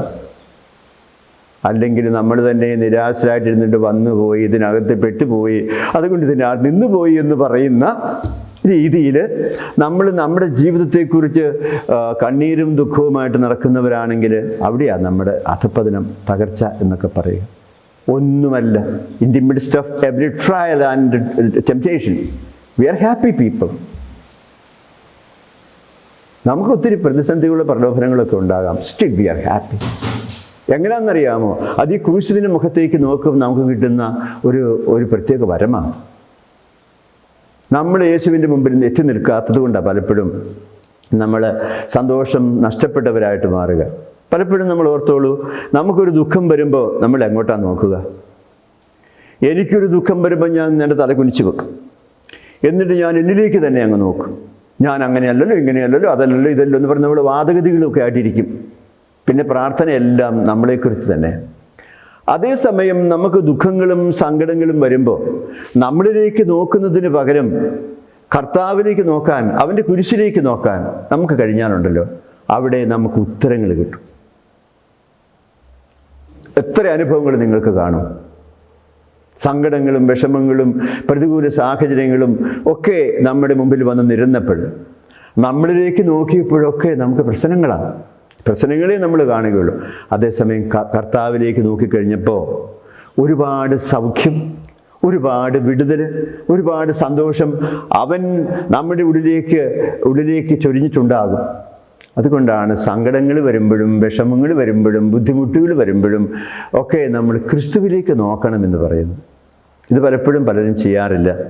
ഞാൻ ഓർക്കും, ആരെങ്കിലും എൻ്റെ മുമ്പിൽ ഏതെങ്കിലും ഒരു പ്രശ്നമായിട്ടൊന്ന് അച്ഛാ ആ ബുദ്ധിമുട്ടാണ് ഈ ബുദ്ധിമുട്ടാണെന്ന് പറഞ്ഞു വന്ന് ഞാൻ ആരെയും എൻ്റെ മുറിയിലിരുത്തി കൗൺസിലിംഗ് കൊടുത്ത് വിടാറില്ല. എന്തെങ്കിലുമൊക്കെ പറയുമെന്നുള്ള വേറൊരു കാര്യം. പക്ഷേ I take him to the crucified Jesus. ആ കുരിശിൻ്റെ മുമ്പിൽ കൊണ്ട് നിർത്തും. എന്നിട്ട് ഇപ്പോൾ ഏത് പ്രശ്നത്തിലാണ് ഈ സഹോദരി ദുഃഖം അനുഭവിക്കുന്നത് എന്ന് കണ്ടത്, അതിന് സമാനമായൊരു ദുഃഖം ക്രിസ്തു അനുഭവിച്ചിട്ടുണ്ടോ? എനിക്കെതിരായിട്ട് ഈ പരദൂഷണം പറഞ്ഞു വരുത്തി എന്നെ അവഹേളിച്ചു എന്നും പറഞ്ഞ ഒരു വ്യക്തി എൻ്റെ ഇടയ്ക്കിൽ വരുന്നെങ്കിൽ ഞാൻ അവഹേളിതനായ ക്രിസ്തുവിന് മുമ്പിൽ നിർത്തും. എൻ്റെ കാര്യം ഞാൻ ആദ്യം അങ്ങനെ ചെയ്തിട്ടാകട്ടോ നിങ്ങളോടിത് പറയുക. അവഹേളിതനായ ക്രിസ്തുവിന് മുമ്പിൽ നിർത്തിയിട്ട് അവനേറ്റ അവഹേളനങ്ങളുടെ മുമ്പിൽ ഈ ആൾ അനുഭവിക്കേണ്ടി വന്ന അല്ലെങ്കിൽ വന്നുകൊണ്ടിരിക്കുന്ന അവഹേളനങ്ങളെ ഒക്കെ നിർത്തി കഴിയുമ്പോൾ ക്രിസ്തു സംസാരിക്കും ആ വ്യക്തിയോട്. അവൻ പറയും, മകനെ മകളെ നിനക്ക് ഇത്രയൊക്കെയല്ലേ വന്നുള്ളൂ. എൻ്റെ ഭാഗത്ത് കുറേ വീഴ്ചകളൊക്കെ വന്നിട്ടുണ്ടാവണം, അല്ലെങ്കിൽ അത് പറയാനിടവരില്ലല്ലോ. പക്ഷെ ഒരു തെറ്റും ചെയ്യാത്ത ഞാൻ ലോകത്തിനും ഇത്രയും അവഹേളിതനായിട്ട് എൻ്റെ റിയാക്ഷൻ എന്തായിരുന്നു? ഞാൻ എങ്ങനെ പ്രതികരിച്ചു? ഞാനല്ലേ നിൻ്റെ ശക്തി. അതുകൊണ്ട് ഈ പ്രതിസന്ധികളെ, ഈ സഹനങ്ങളെയൊക്കെ നേരിടാൻ, അതിനെ അതിജീവിക്കാൻ എൻ്റെ മകനെ, എൻ്റെ പ്രിയ മകളെ, ഞാൻ നിനക്ക് വഴി പറഞ്ഞു തരാം. മറ്റൊന്നുമല്ല, എൻ്റെ ക്രൂശിതനായ എന്നിലേക്ക് അടുത്തടുത്ത് വരിക. എന്നിട്ട് എൻ്റെ സഹനങ്ങളെ നിൻ്റെ സഹനങ്ങളുടെ മുമ്പിൽ നിർത്തുക. അപ്പോൾ എൻ്റെ സഹനങ്ങളിൽ നിന്ന് ഒഴുകുന്ന ശക്തി അത് നിൻ്റെ സഹനങ്ങളെ ഇല്ലാതാക്കും. അല്ലെങ്കിൽ അതിനെ ഏറ്റെടുക്കാൻ നിനക്ക് പുതിയ ശക്തിയായിട്ടത് മാറും. അപ്പോഴാണ് ഈ സഹനങ്ങളെ സ്നേഹിക്കുക എന്ന് പറയുന്നൊരു കാര്യം, ദുഃഖങ്ങളെ സ്നേഹിക്കുക എന്ന് പറയുന്നൊരു കാര്യം. അത് ഞാൻ പഠിച്ചത് ഒരു ഹൈന്ദവ സഹോദരനിൽ നിന്നാണ്. ഒരിക്കൽ ഒരു ഹൈന്ദവ സഹോദരനുമായിട്ട് ഞാനിങ്ങനെ സംസാരിച്ച് വന്നപ്പോൾ കുറേ കാര്യങ്ങളൊക്കെ, അദ്ദേഹം ഒരു എഴുത്തുകാരനൊക്കെ. ഇപ്പോൾ ഈ എഴുത്തുകാരുടെ മേഖലയിൽ അദ്ദേഹത്തെ കണ്ടുമുട്ടിയപ്പോൾ എനിക്ക് കുറച്ചൊരു കുതൂഹലം തോന്നി. കുറേ ചോദ്യങ്ങളൊക്കെ ആയിട്ട് ഞങ്ങൾ വർത്തമാനമൊക്കെ പറഞ്ഞിരുന്നു. അദ്ദേഹം ഒടുവിൽ പറഞ്ഞു, ക്രിസ്തുവിനെ കണ്ടെത്തിയ ശേഷം ഞാൻ എൻ്റെ ദുഃഖങ്ങളെ സ്നേഹിക്കാൻ പഠിച്ചു എന്ന്. ക്രിസ്തുവിനെ കണ്ടെത്തിയ ശേഷം ഞാൻ എൻ്റെ ദുഃഖങ്ങളെ സ്നേഹിക്കാൻ പഠിച്ചു എന്ന്. പേരുമാറാത്ത ക്രൈസ്തവനാണ് അദ്ദേഹം ഹൈന്ദവ മതവിഭാഗത്തിൽ ജനിച്ചുവെങ്കിലും ക്രിസ്തുവിനെ ഹൃദയത്തിൽ സൂക്ഷിക്കുന്ന, ഞാൻ പറഞ്ഞത് പെരുമ്പടവ് ശ്രീധരൻ സാറിൻ്റെ കാര്യമാണ്. പെരുമ്പടവ് ശ്രീ സാറിന് നിങ്ങൾക്ക് അദ്ദേഹത്തിൻ്റെ ഒരു സങ്കീർത്തനം പോലെ നോവലൊക്കെ നിങ്ങൾ വായിക്കണം. ഡോസ്റ്റോവ്സ്കിയെ കുറിച്ച് എഴുതിയ നോവല. അങ്ങനെയുള്ള കുറേ നോവലുകളൊക്കെ എഴുതുന്ന നമ്മുടെ സാഹിത്യ അക്കാദമി പ്രസിഡൻ്റൊക്കെ ആയിരുന്ന പെരുമ്പടവ് ശ്രീധരൻ സാർ. അദ്ദേഹമാണ് പറഞ്ഞത്, ക്രിസ്തുവിനെ കണ്ടെത്തിയപ്പോൾ എൻ്റെ ദുഃഖങ്ങളെ സ്നേഹിക്കാൻ ഞാൻ പഠിച്ചു എന്ന്. അപ്പം തന്നെ ഞാനതെൻ്റെ മനസ്സിൻ്റെ കടലാസിൽ കോറിയിട്ടു. അത്രയും നാൾ എനിക്ക് അതൊരു ഒരു സെൻറ്റൻസായിട്ട് എൻ്റെ ഉള്ളിൽ കിട്ടിയിരുന്നില്ല. ക്രിസ്തുവിനെ കണ്ടെത്തിയ ശേഷം ദുഃഖങ്ങളെ സ്നേഹിക്കാൻ പഠിച്ചു. ഒരു മിനിറ്റ് നമുക്ക് ശാന്തമായിട്ടിരിക്കാം. എന്നിട്ട് നിങ്ങൾ നിങ്ങളുടെ ദുഃഖങ്ങളെയൊക്കെ എങ്ങനെയാണ് കൈകാര്യം ചെയ്യുക എന്നൊന്ന് ഓർമ്മിക്കാൻ വേണ്ടി മാത്രമാണ്. എന്തെങ്കിലും ഒരു ദുഃഖം നിങ്ങളെ വേട്ടയാടുന്നുണ്ടോ? ഏതെങ്കിലും ഒരു പരാജയം നിങ്ങളുടെ മുമ്പിൽ നിങ്ങളെ വെല്ലുവിളിച്ചുകൊണ്ട് നിൽപ്പുണ്ടോ? നിങ്ങളതിനെ എങ്ങനെ കൈകാര്യം ചെയ്യാൻ ശ്രമിച്ചത് ഒന്ന് നോർക്കാമോ? സ്നേഹിക്കാൻ പറ്റുന്ന വരില്ല, പക്ഷേ അതിജീവിക്കാനുള്ള കരുത്ത് ദുഃഖങ്ങളെ ക്രിസ്തുവിൻ്റെ കണ്ണുകളിലൂടെ നോക്കി കാണുമ്പോൾ നമുക്ക് ലഭിക്കും എന്നുള്ളതാണ് സത്യം. എങ്ങനെയാണ് നിങ്ങൾ നിങ്ങളുടെ ദുഃഖങ്ങളെ കൈകാര്യം ചെയ്തുകൊണ്ടിരിക്കുന്നത്? സ്നേഹിക്കാമോ ദുഃഖങ്ങളെ? അതിജീവനത്തിൻ്റെ ഒരു സുവിശേഷം കിടപ്പുണ്ട് അവിടെ. അത് ഈ ക്രിസ്തുവിലേക്ക് വരുമ്പോഴാണ്, ക്രിസ്തുവിനെ കണ്ടെത്തുമ്പോൾ നമുക്ക് കിട്ടുന്ന ഒരു കൃപയാണ് എന്ന് നമ്മൾ തിരിച്ചറിയുക. സ്നേഹിക്കാൻ പഠിക്കും നമ്മൾ. ക്രിസ്തുവിനെ സ്നേഹിക്കാൻ പഠിക്കുമ്പോൾ ദുഃഖങ്ങളെ സ്നേഹിക്കാൻ നമ്മൾ പഠിക്കും. കാരണം ക്രിസ്തു അടിമുടി സഹനത്തിൻ്റെ മനുഷ്യനാണ്. അവൻ കുരിശിൻ്റെ മനുഷ്യനാണ്. ഈ കുരിശിൽ നിന്ന് മാറ്റി നിർത്തിയാൽ പിന്നെ ക്രിസ്തുവല്ല. എത്ര തവണ നമ്മൾ കേൾക്കുന്ന ഒരു കാര്യമായിരുന്നു. അവൻ കുരിശിൻ്റെ മനുഷ്യൻ. മർക്കോസിന് സുവിശേഷം 8, 9, 10 അധ്യായങ്ങൾ, അതിൻ്റെ 30 മുതലുള്ള വാക്യങ്ങളിൽ, അതെല്ലാ അധ്യായങ്ങളും ഒരുപോലെയാണ് കിടക്കുക. നമ്മൾ ചേർത്ത് വായിക്കുമ്പോൾ നമ്മൾ ക്രിസ്തുവിനെ കണ്ടെത്തും. അവൻ അടിമുടി കുരിശിൻ്റെ മനുഷ്യനാണ്. ഈ ക്രൂശിതനെയാണ് നമ്മൾ സ്വയം ത്യജിച്ച് പിൻചെല്ലുന്നത് ഈ സന്യാസത്തിലൂടെ എന്ന് നമ്മൾ തിരിച്ചറിയുകയാണ്. എൻ്റെ പ്രിയപ്പെട്ടവരെ, അങ്ങനെ നമ്മൾ ചിന്തിക്കുമ്പോൾ നമുക്ക് ഒത്തിരി മാറി ചിന്തിക്കേണ്ടതായിട്ട് വരും. ഞാൻ ഒരു ചെറിയൊരു കാര്യം പറയാം. കുറേ വർഷങ്ങൾക്ക് മുമ്പ് ഞാൻ ആലുവയിലായിരുന്നു. ഞാനിങ്ങനെ ടൗണിൽ ചിലപ്പോഴൊക്കെ പോകും. ഒരു ചെറിയ വാഹനമുണ്ട്. ചിലപ്പോൾ അവിടെ ചെല്ലുമ്പം അവിടെ ജംഗ്ഷൻ ആയതുകൊണ്ട് വണ്ടി അവിടെ നിർത്തേണ്ടതായിട്ട് വരും. അപ്പോഴവിടെ ഒരു ബോർഡ് ഒരിക്കലും ഞാൻ കണ്ടു. ബ്ലാക്ക് ആൻഡ് വൈറ്റിൽ, ഇന്നൊരു ബ്ലാക്ക് ആൻഡ് വൈറ്റ് ബോർഡ് ഒരിക്കലും നമ്മൾ കാണില്ല. ഒരു 30-40 അളവിൽ ഒരു ബ്ലാക്ക് ആൻഡ് വൈറ്റ് ബോർഡ് ഇങ്ങനെ വണ്ടികളൊക്കെ നിർത്തുന്ന സ്ഥലത്തിൻ്റെ ഓപ്പോസിറ്റ് സൈഡിൽ വെച്ചിട്ടുണ്ട്. അതിനകത്ത് ഒരു ചിത്രമുണ്ട്. അർത്ഥനഗ്നനായ ഗാന്ധിജി കണ്ണടയൊക്കെ ഇങ്ങനെ മൂക്കിൻ്റെ താഴെ ഇറക്കി വെച്ചിട്ട് ഇങ്ങനെ ഒരു ചർക്കയുടെ വരുന്നുണ്ട്, നൂൽ നൂൽക്കുന്നതാണ് അതിനകത്ത് വെച്ചിരിക്കുന്ന പടം. അതും ബ്ലാക്ക് ആൻഡ് വൈറ്റ്, കളർ പടമൊന്നുമല്ല.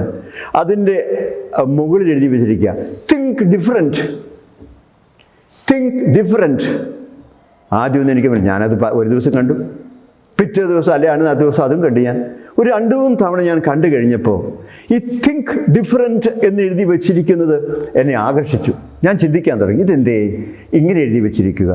നമ്മൾ ചിന്തിക്കുന്ന നോർമലായിട്ട് ചിന്തയ്ക്ക് അപ്പുറത്തേക്ക് മാറി ഡിഫറൻ്റ് ആയിട്ട് ചിന്തിക്കണം എന്ന് പറയുന്നത് എന്തുകൊണ്ടാണ്?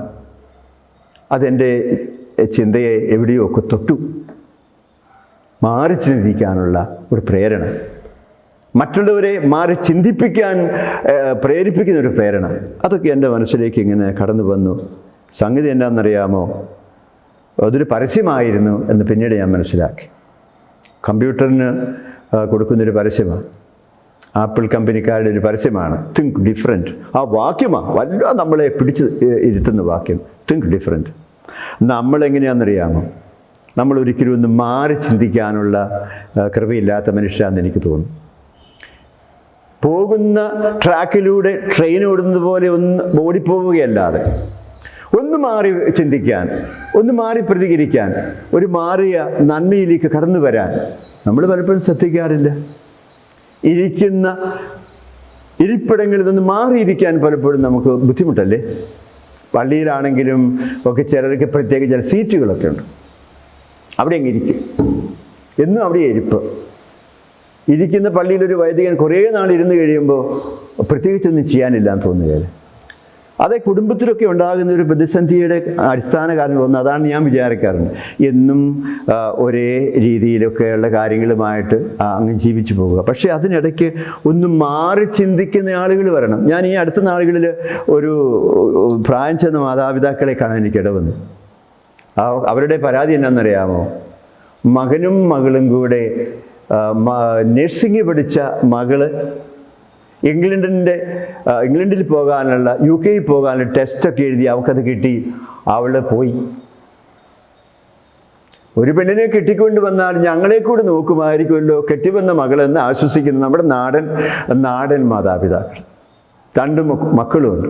അവർ 1ാം ക്ലാസ്സിലോ LKG UKG ഒക്കെ പഠിക്കുന്ന ആളുകളാണ്. ഒരു കമ്പനിയിൽ ഒരു ജോലി ചെയ്തുകൊണ്ടിരുന്ന ഭർത്താവിന് ഈ ഭാര്യയുടെ കൂടെ പോകേണ്ടതായിട്ട് വന്നു, UK പോകേണ്ടതായിട്ട് വന്നു.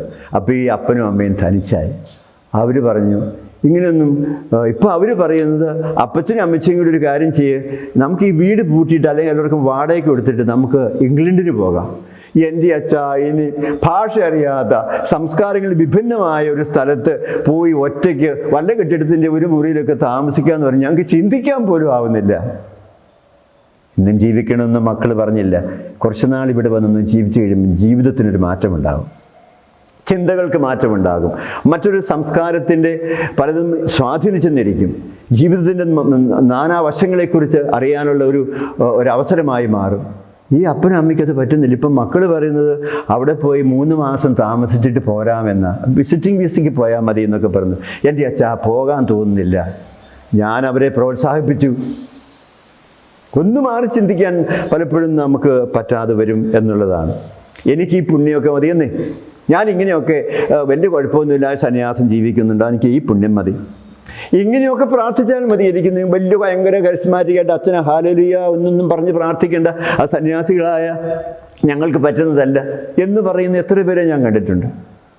ഉറക്കെയൊന്നും സ്തുതി പറഞ്ഞൊന്നും അച്ഛാ പ്രാർത്ഥിക്കേണ്ട, ശാന്തമായിട്ടിരുന്നാൽ പോരെ, അവിടെയല്ലേ ഇങ്ങനെ വ്യത്യാസപ്പെട്ട ഒരു അനുഭവത്തിൽ കടന്നു പോകേണ്ടി വരുമ്പോൾ അതിനെ മാറ്റിവെച്ചിട്ട് ജീവിക്കുന്ന, അത് വേണ്ട എന്ന് പറയുന്ന എത്രയോ പേരെ കണ്ടിട്ടുണ്ട്.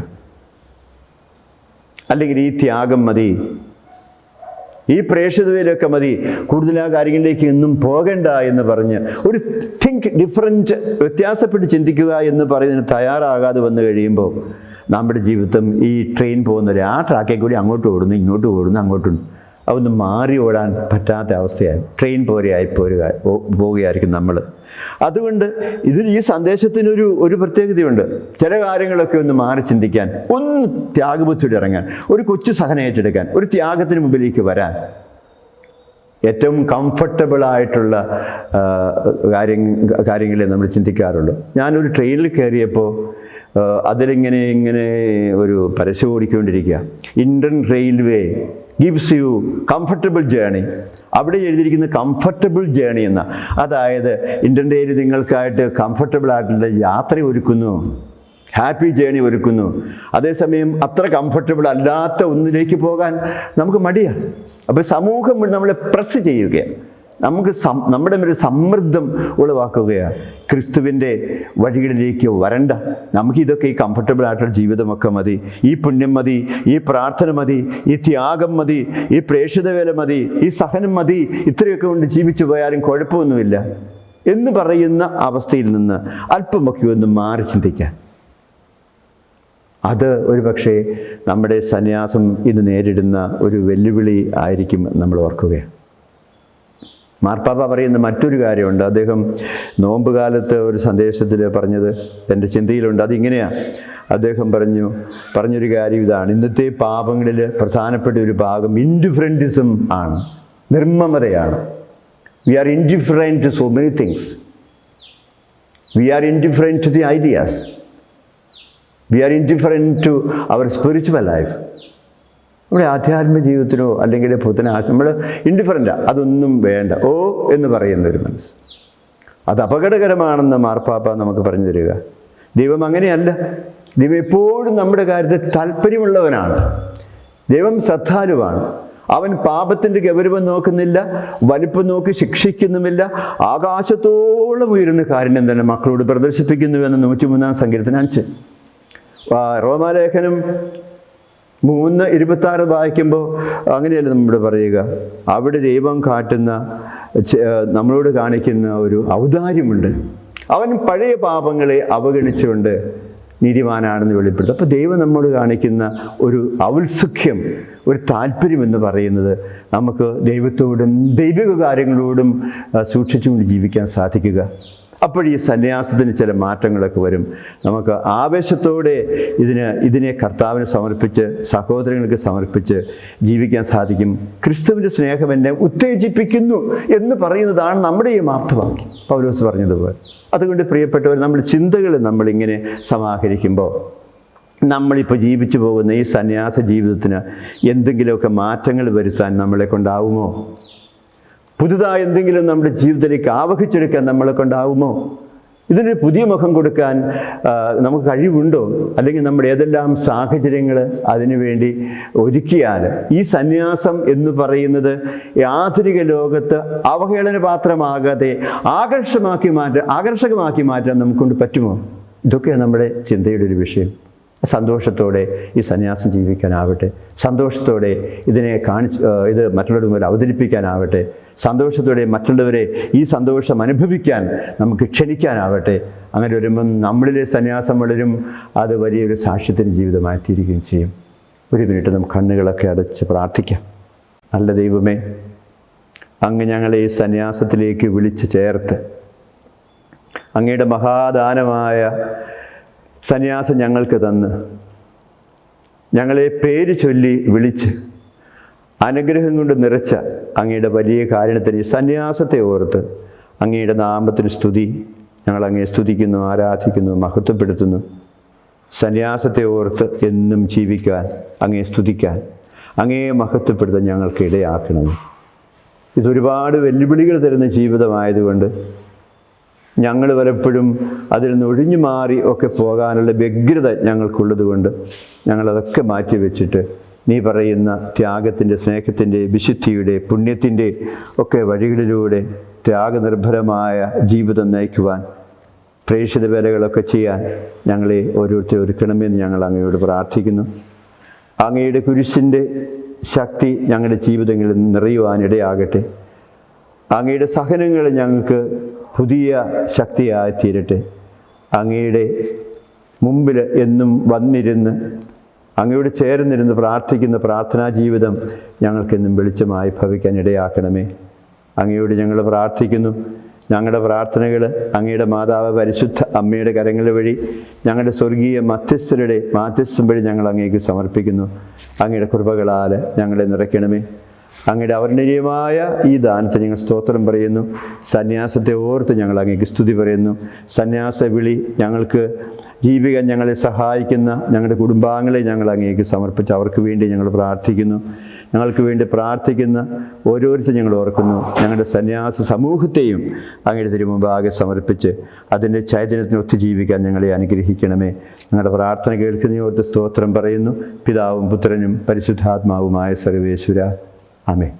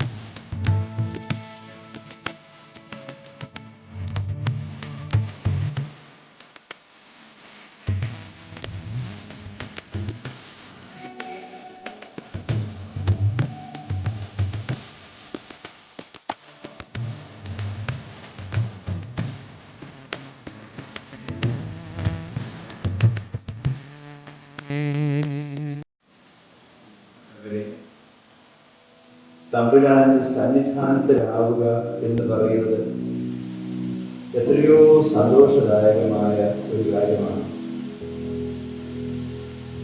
നിന്റെ സന്നിധാനം എൻ്റെ പ്രാണനെ തൊട്ട് ഉണർത്തുന്നു. നിന്റെ മുമ്പിലായിരിക്കുക എന്ന് പറയുന്ന സന്തോഷം ഞാൻ അനുഭവിക്കുന്നു. കർത്താവ് നമ്മളെ വിളിച്ചവനും നമ്മളെ അനുഗ്രഹിച്ചവനുമാണ് നമ്മൾ ഓർമ്മിക്കുന്നു. അവന്റെ മുഖം നോക്കിയിരിക്കാൻ, contemplate the face of Christ, യേശുവിൻ്റെ തിരുമുഖ ധ്യാനം. ആ മുഖത്ത് നോക്കി നമ്മൾ ഇരിക്കുമ്പോൾ നമ്മളിൽ ഉണരുന്നതെല്ലാം നമ്മുടെ ആരാധനയുടെ, സ്തുതിയുടെ ഭാഗമാണ്. അവന്റെ തിരുമുഖത്ത് നമ്മൾ കേൾക്കുന്നതെല്ലാം നമ്മുടെ പ്രാർത്ഥനയുടെ ഭാഗമാണ്. അവൻ ആവശ്യപ്പെടുന്നതെല്ലാം നമ്മുടെ സമർപ്പണത്തിന്റെ ഭാഗമാണ്. നമുക്കതുകൊണ്ട് നമ്മളെ വിളിച്ചവനും തന്നോട് ചേർത്തവനും നമ്മളെ അനുഗ്രഹങ്ങൾ നിറച്ച് അവന്റെ വഴിയിൽ നടത്തുന്നവനുമായ തമ്പുരാന്റെ മുഖം ദർശിച്ചിരിക്കാം.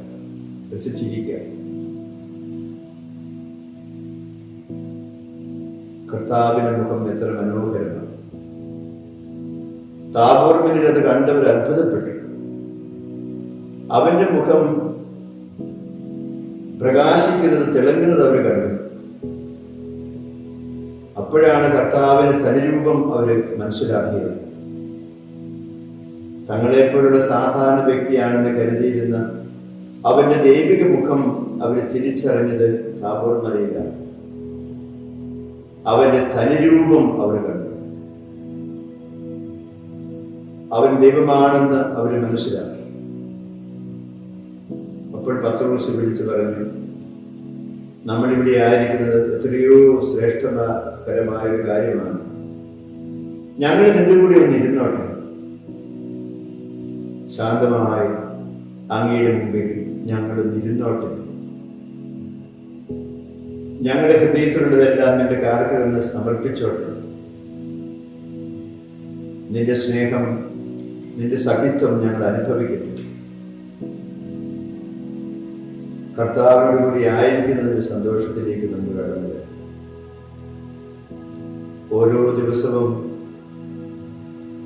അവന്റെ തിരുമുമ്പിൽ പ്രാർത്ഥനയ്ക്കായി നമ്മൾ എത്തിച്ചേരുമ്പോഴും അവന്റെ തിരുമുമ്പിൽ ആയിരിക്കുമ്പോഴും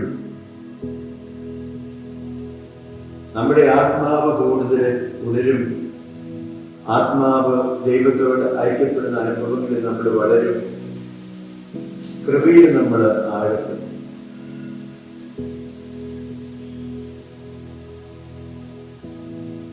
നമുക്ക് കർത്താവിനെ മഹത്വപ്പെടുത്തും. അവന്റെ സ്തുതിഗീതങ്ങൾ ആലപിച്ചിരിക്കും. ഭക്തന്മാർ സ്തുതി പാടുന്നത് എത്രയോ യുക്തമാകുന്നുവെന്ന് സങ്കീർത്തകൻ പറയുന്നത് നമുക്ക് ഓർമ്മിക്കും. ദൈവത്തെ കണ്ടുമുട്ടുമ്പോൾ, ദൈവത്തോടുള്ള നമ്മുടെ ബന്ധം ആഴപ്പെടുമ്പോൾ നമ്മൾ അവനെ കൂടുതൽ അടുത്തറിയുമ്പോൾ അറിയാതെ ആത്മാവ് കർത്താവിനെ മഹത്വപ്പെടുത്തുന്നു. നമ്മുടെ ചിത്തം രക്ഷകനായ ദൈവത്തിൽ ആനന്ദിക്കും. പിന്നെ സ്തുതിഗീതങ്ങളുടെ ഒരു പ്രവാഹമായി ആരാധനാ സ്തോത്രങ്ങൾ നമ്മുടെ അതരത്തിലൂടെ കടന്നു വരും. നമുക്ക് കർത്താവിനെ ആരാധിക്കാൻ, സ്തുതിക്കാൻ, നന്ദി പറയാൻ ഹൃദയം കൊണ്ട് കർത്താവിനെ സ്തുതിക്കും.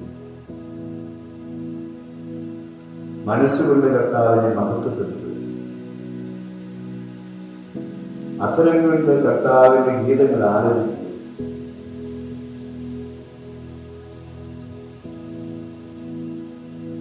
ഈ ഭൂമി എന്തുമാത്രം മണത്തരികളുണ്ട്, ആകാശത്ത് മാത്രം നക്ഷത്രങ്ങളുണ്ട്.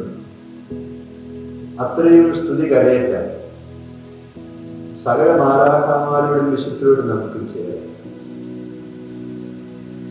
അവന്റെ തിരുമുമ്പിലായിരിക്കുന്ന നിമിഷങ്ങൾ എത്രയോ ശ്രേഷ്ഠം. അതിന്റെ ആനന്ദം വർണ്ണിക്കാൻ നമ്മളെ കൊണ്ടാവില്ല. അവർണ്ണനീയമാണ് ഈ സാന്നിധ്യ അനുഭവം. ഈ ഭൂമിയിലെ എല്ലാ സന്തോഷവും സമാധാനവും ചേർന്നാലും നിന്റെ തിരുമുമ്പിലായിരിക്കുമ്പോൾ ഞങ്ങൾക്ക് കിട്ടുന്ന സുഖം പോലെ, ആനന്ദം പോലെ ആവില്ല. ഈ തിരിച്ചറിവിന്റെ മുമ്പിൽ നമുക്ക് പരിശുദ്ധ പരമ ദിവ്യകാരണത്തിന് ആരാധന അർപ്പിച്ചുകൊണ്ട് നമുക്ക് ചേർന്ന് സ്തുതിഗീതങ്ങൾ ആരംഭിച്ച് പാടാം.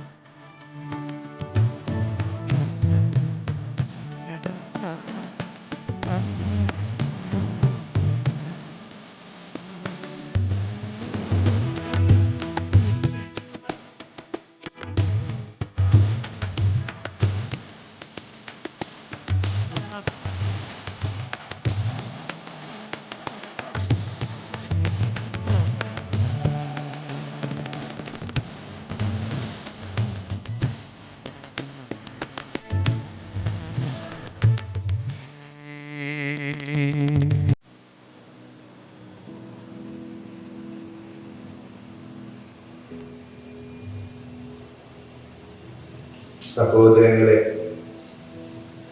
സങ്കീർത്തനം 46:10 ശാന്തമാവുക ദൈവമാണെന്നറിയുക. ശാന്തമാവുക ദൈവമാണെന്നറിയുക.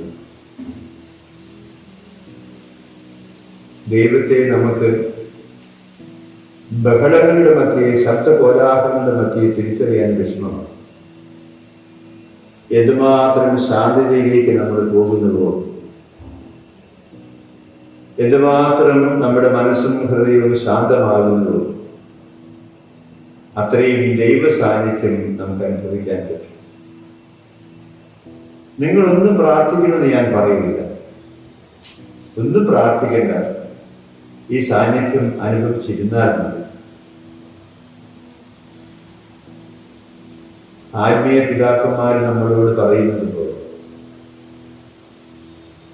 വിളിച്ചവന്റെ മുമ്പിൽ സന്തോഷത്തോടെ കടന്നു വന്ന് അവനോടുകൂടി ആയിരിക്കുക. മർക്കോസിന് സുവിശേഷം 3:14 നമ്മളെ ഓർമ്മപ്പെടുത്തുന്ന കാര്യം, അവൻ എന്തിനാ ശിഷ്യന്മാരെ വിളിച്ചത് എന്നാണ്. കൂടെ ആയിരിക്കാനും അയക്കപ്പെടാനും വേണ്ടിയാണ് അവൻ വിളിച്ചത്. കൂടെ ആയിരിക്കുന്നവർക്ക് മാത്രമേ അയക്കപ്പെടാൻ അർഹതയുള്ളൂ. പലവിധ ജോലികളിൽ, ഉത്തരവാദിത്തങ്ങൾ, കഷ്ടപ്പാടുകളിൽ അലഞ്ഞു നടക്കുന്നവരാണ് നമ്മളൊക്കെ. പക്ഷേ കൂടെ ആയിരിക്കുന്നവര് മാത്രമേ ഈ അലച്ചിലിന്റെ ജീവിതത്തെ സ്വന്തമാക്കാൻ സാധിക്കൂ. കൂടെ ആയിരിക്കുന്നവനെ അയക്കപ്പെടാൻ അർഹതയുണ്ടാകുന്നുള്ളൂ എന്ന് നമ്മൾ ഓർക്കുമ്പോൾ നമ്മുടെ വിളിച്ചവന്റെ മുമ്പിൽ ധൈര്യത്തോടെ, സന്തോഷത്തോടെ, സ്നേഹത്തോടെ, ആരാധനാ മനസ്സോടെ നിൽക്കാൻ നമ്മളെ കൊണ്ടാകും. ഇരിപ്പിന്റെ ഒരു ആധ്യാത്മികതയിൽ കൂടെ ഇരിക്കുന്നതിന്റെ ആധ്യാത്മികത ആത്മീയ പിതാക്കന്മാരൊക്കെ പറയും, ഈ ഇരിപ്പിന്റെ ആധ്യാത്മികതയ്ക്ക് ഒരുപാട് പ്രാധാന്യമുണ്ട്. അവർ ഉദാഹരണം പറയുന്നത് ശ്രദ്ധിക്കുന്നു. നിങ്ങൾ ചെറിയ ഒരു ഇരുമ്പിന്റെ കഷണം കത്തുന്ന തീയുടെ കുറച്ച് അകലെ വെച്ചാൽ തണുത്തിരുന്ന ആ ഇരുമ്പ് കഷണം കുറച്ച് കഴിയുമ്പോൾ തണുപ്പ് മാറും. ആ ഇരുമ്പ് കഷണം കുറച്ചുകൂടി തീയോട് അടുപ്പിച്ച് വെച്ചാൽ കുറച്ച് കഴിയുമ്പോൾ ചൂട് പിടിക്കും, പിന്നെ കൈകൊണ്ട് എടുക്കാൻ പറ്റാത്ത അവസ്ഥയിലാവും. നിങ്ങൾ ആ ഇരുമ്പ് കഷണം അഗ്നിയിലേക്കൊന്ന് ചേർത്ത് വെച്ചാൽ കുറച്ച് കഴിയുമ്പം അഗ്നി ഏതാ, ഇരുമ്പൻ കഷ്ണം ഏതാണ് തിരിച്ചറിയാൻ കഴിയാത്ത വിധം അതും ജ്വലിക്കാൻ തുടങ്ങും. ഇതുപോലെ തന്നെയാണ് നമ്മൾ ചേർന്നിരിക്കുമ്പോൾ നമുക്ക് കിട്ടുന്ന അനുഭവം. ഇത് നമ്മുടെ ആധ്യാത്മിക ജീവിതത്തിന്റെ ഒരു ഭാഗമാണ്. കൂടെ ആയിരിക്കുക, ചേർന്നിരിക്കുക. അങ്ങനെ നമ്മൾ ആയിരിക്കും, നമ്മളെ ക്രിസ്തുവിനെ പോലെ ആയിത്തീരും എന്നുള്ളതാണ് സത്യം. തീയുടെ ഗുണവിശേഷങ്ങൾ ഇരുമ്പിന് കിട്ടുന്നത് പോലെ കർത്താവിന്റെ ഗുണവിശേഷങ്ങളും നന്മയും എല്ലാം നമ്മുടെ വ്യക്തിത്വത്തിലേക്ക് കടന്നു വരും. ഇവിടെയാണ് നമ്മുടെ ശിഷ്യരായി തീരുക, സാക്ഷ്യത്തിന്റെ ഉടമകളായി തീരുക, കർത്താവിൻ്റെതായി മാറുക. എന്നെ കാണുന്നവൻ പിതാവിനെ കാണുന്നവൻ, യോഹന്നാന്റെ സുവിശേഷം 14:10 നമ്മൾ വായിക്കും. അതുപോലെ നമ്മളെ കാണുന്നവർക്ക് കർത്താവിനെ കാണുന്ന ഒരു അനുഭവം, നമ്മളോട് ഇടപെടുന്നവർക്ക് കർത്താവിനോട് ഇടപെടുന്ന ഒരു അനുഭവം, അത് നമുക്ക് ലഭിക്കുന്നത് ഈ കൂടിയിരുന്ന് പ്രാർത്ഥിക്കുന്നത്. നമുക്ക് അവന്റെ കൂടെ ഇരിക്കാം. അത് സന്തോഷകരമായ ഒരു അനുഭവമാണ്. അപ്പോൾ നമ്മൾ അവനെ കൂടുതലായി കൂടുതലായി അറിഞ്ഞുകൊണ്ടിരിക്കും. നമുക്ക് ഈശോയുടെ തിരുമുമ്പിൽ ഇരുന്ന് വിളിച്ചവന്റെ മുഖത്ത് നോക്കി ഒരുപാട് നന്ദി പറയാനുണ്ട് നമുക്ക്. 1 കൊരിന്ത്യർ 1:26 നമ്മൾ കാണുന്നത് പോലെ നമ്മുടെ ആരുടെ യോഗ്യത കൊണ്ടോ മേന്മ കൊണ്ടോ ശ്രേഷ്ഠത കൊണ്ടോ ഒന്നുമല്ല അവൻ നമ്മളെ വിളിച്ചത്, കുറവുള്ളവരായതുകൊണ്ടാണ്. നമ്മുടെ കുറവുകളിൽ അവൻ നിറയണം എന്ന് അവന് നിർബന്ധമുള്ളത് കൊണ്ടാണ് അവൻ നമ്മളെ വിളിച്ചത്. അതുകൊണ്ട് ഈ കുറവൊന്നും കർത്താവിന് പ്രശ്നമല്ല, നമുക്കല്ലേ അത് പ്രശ്നമാകുന്നത്. അതുകൊണ്ട് എല്ലാ കുറവുകളോടും കൂടി നമുക്ക് തമ്പുരാന്റെ തിരുമുമ്പിലാകുക. മനസ്സിൽ വരുന്നതെല്ലാം പ്രാർത്ഥനയാണ്. പല വിചാരങ്ങൾ പോലും പ്രാർത്ഥനയായിക്കൊള്ളട്ടെ, പ്രാർത്ഥനയുടെ വിഷയമായിക്കൊള്ളട്ടെ. ഈ വിളിയുടെ ജീവിതത്തിൽ നമ്മൾ നേരിടുന്ന പ്രതിസന്ധികളെ, സങ്കടങ്ങളെ, വിഷമങ്ങളെ, തിരസ്കാരങ്ങളെ എല്ലാം കർത്താവിന്റെ തിരുമുമ്പിൽ വെച്ച് നമുക്ക് ശാന്തമായ തിരുമുമ്പിലിരിക്കാം. എന്നിട്ട് അവൻ നമുക്ക് നൽകിയ ഈ സന്യാസ സമർപ്പിത വിളി എത്രയോ ശ്രേഷ്ഠമാണെന്ന് തിരിച്ചറിയാം. ധ്യാനപൂർവ്വം നമുക്ക് നമ്മുടെ ഗാനസഹരങ്ങളെയൊക്കെ ഉപയോഗിക്കാം. ആത്മാവ് ചേർന്ന് പാടട്ടെ, മനസ്സ് ചേർന്ന് പാടട്ടെ. വിളിച്ച് അനുഗ്രഹിച്ചവനെ ഓർത്ത് സ്തുതി പറഞ്ഞുകൊണ്ട് നമുക്ക് വീണ്ടും ഒരു ഗാനത്തിലേക്ക് പ്രവേശിക്കാം.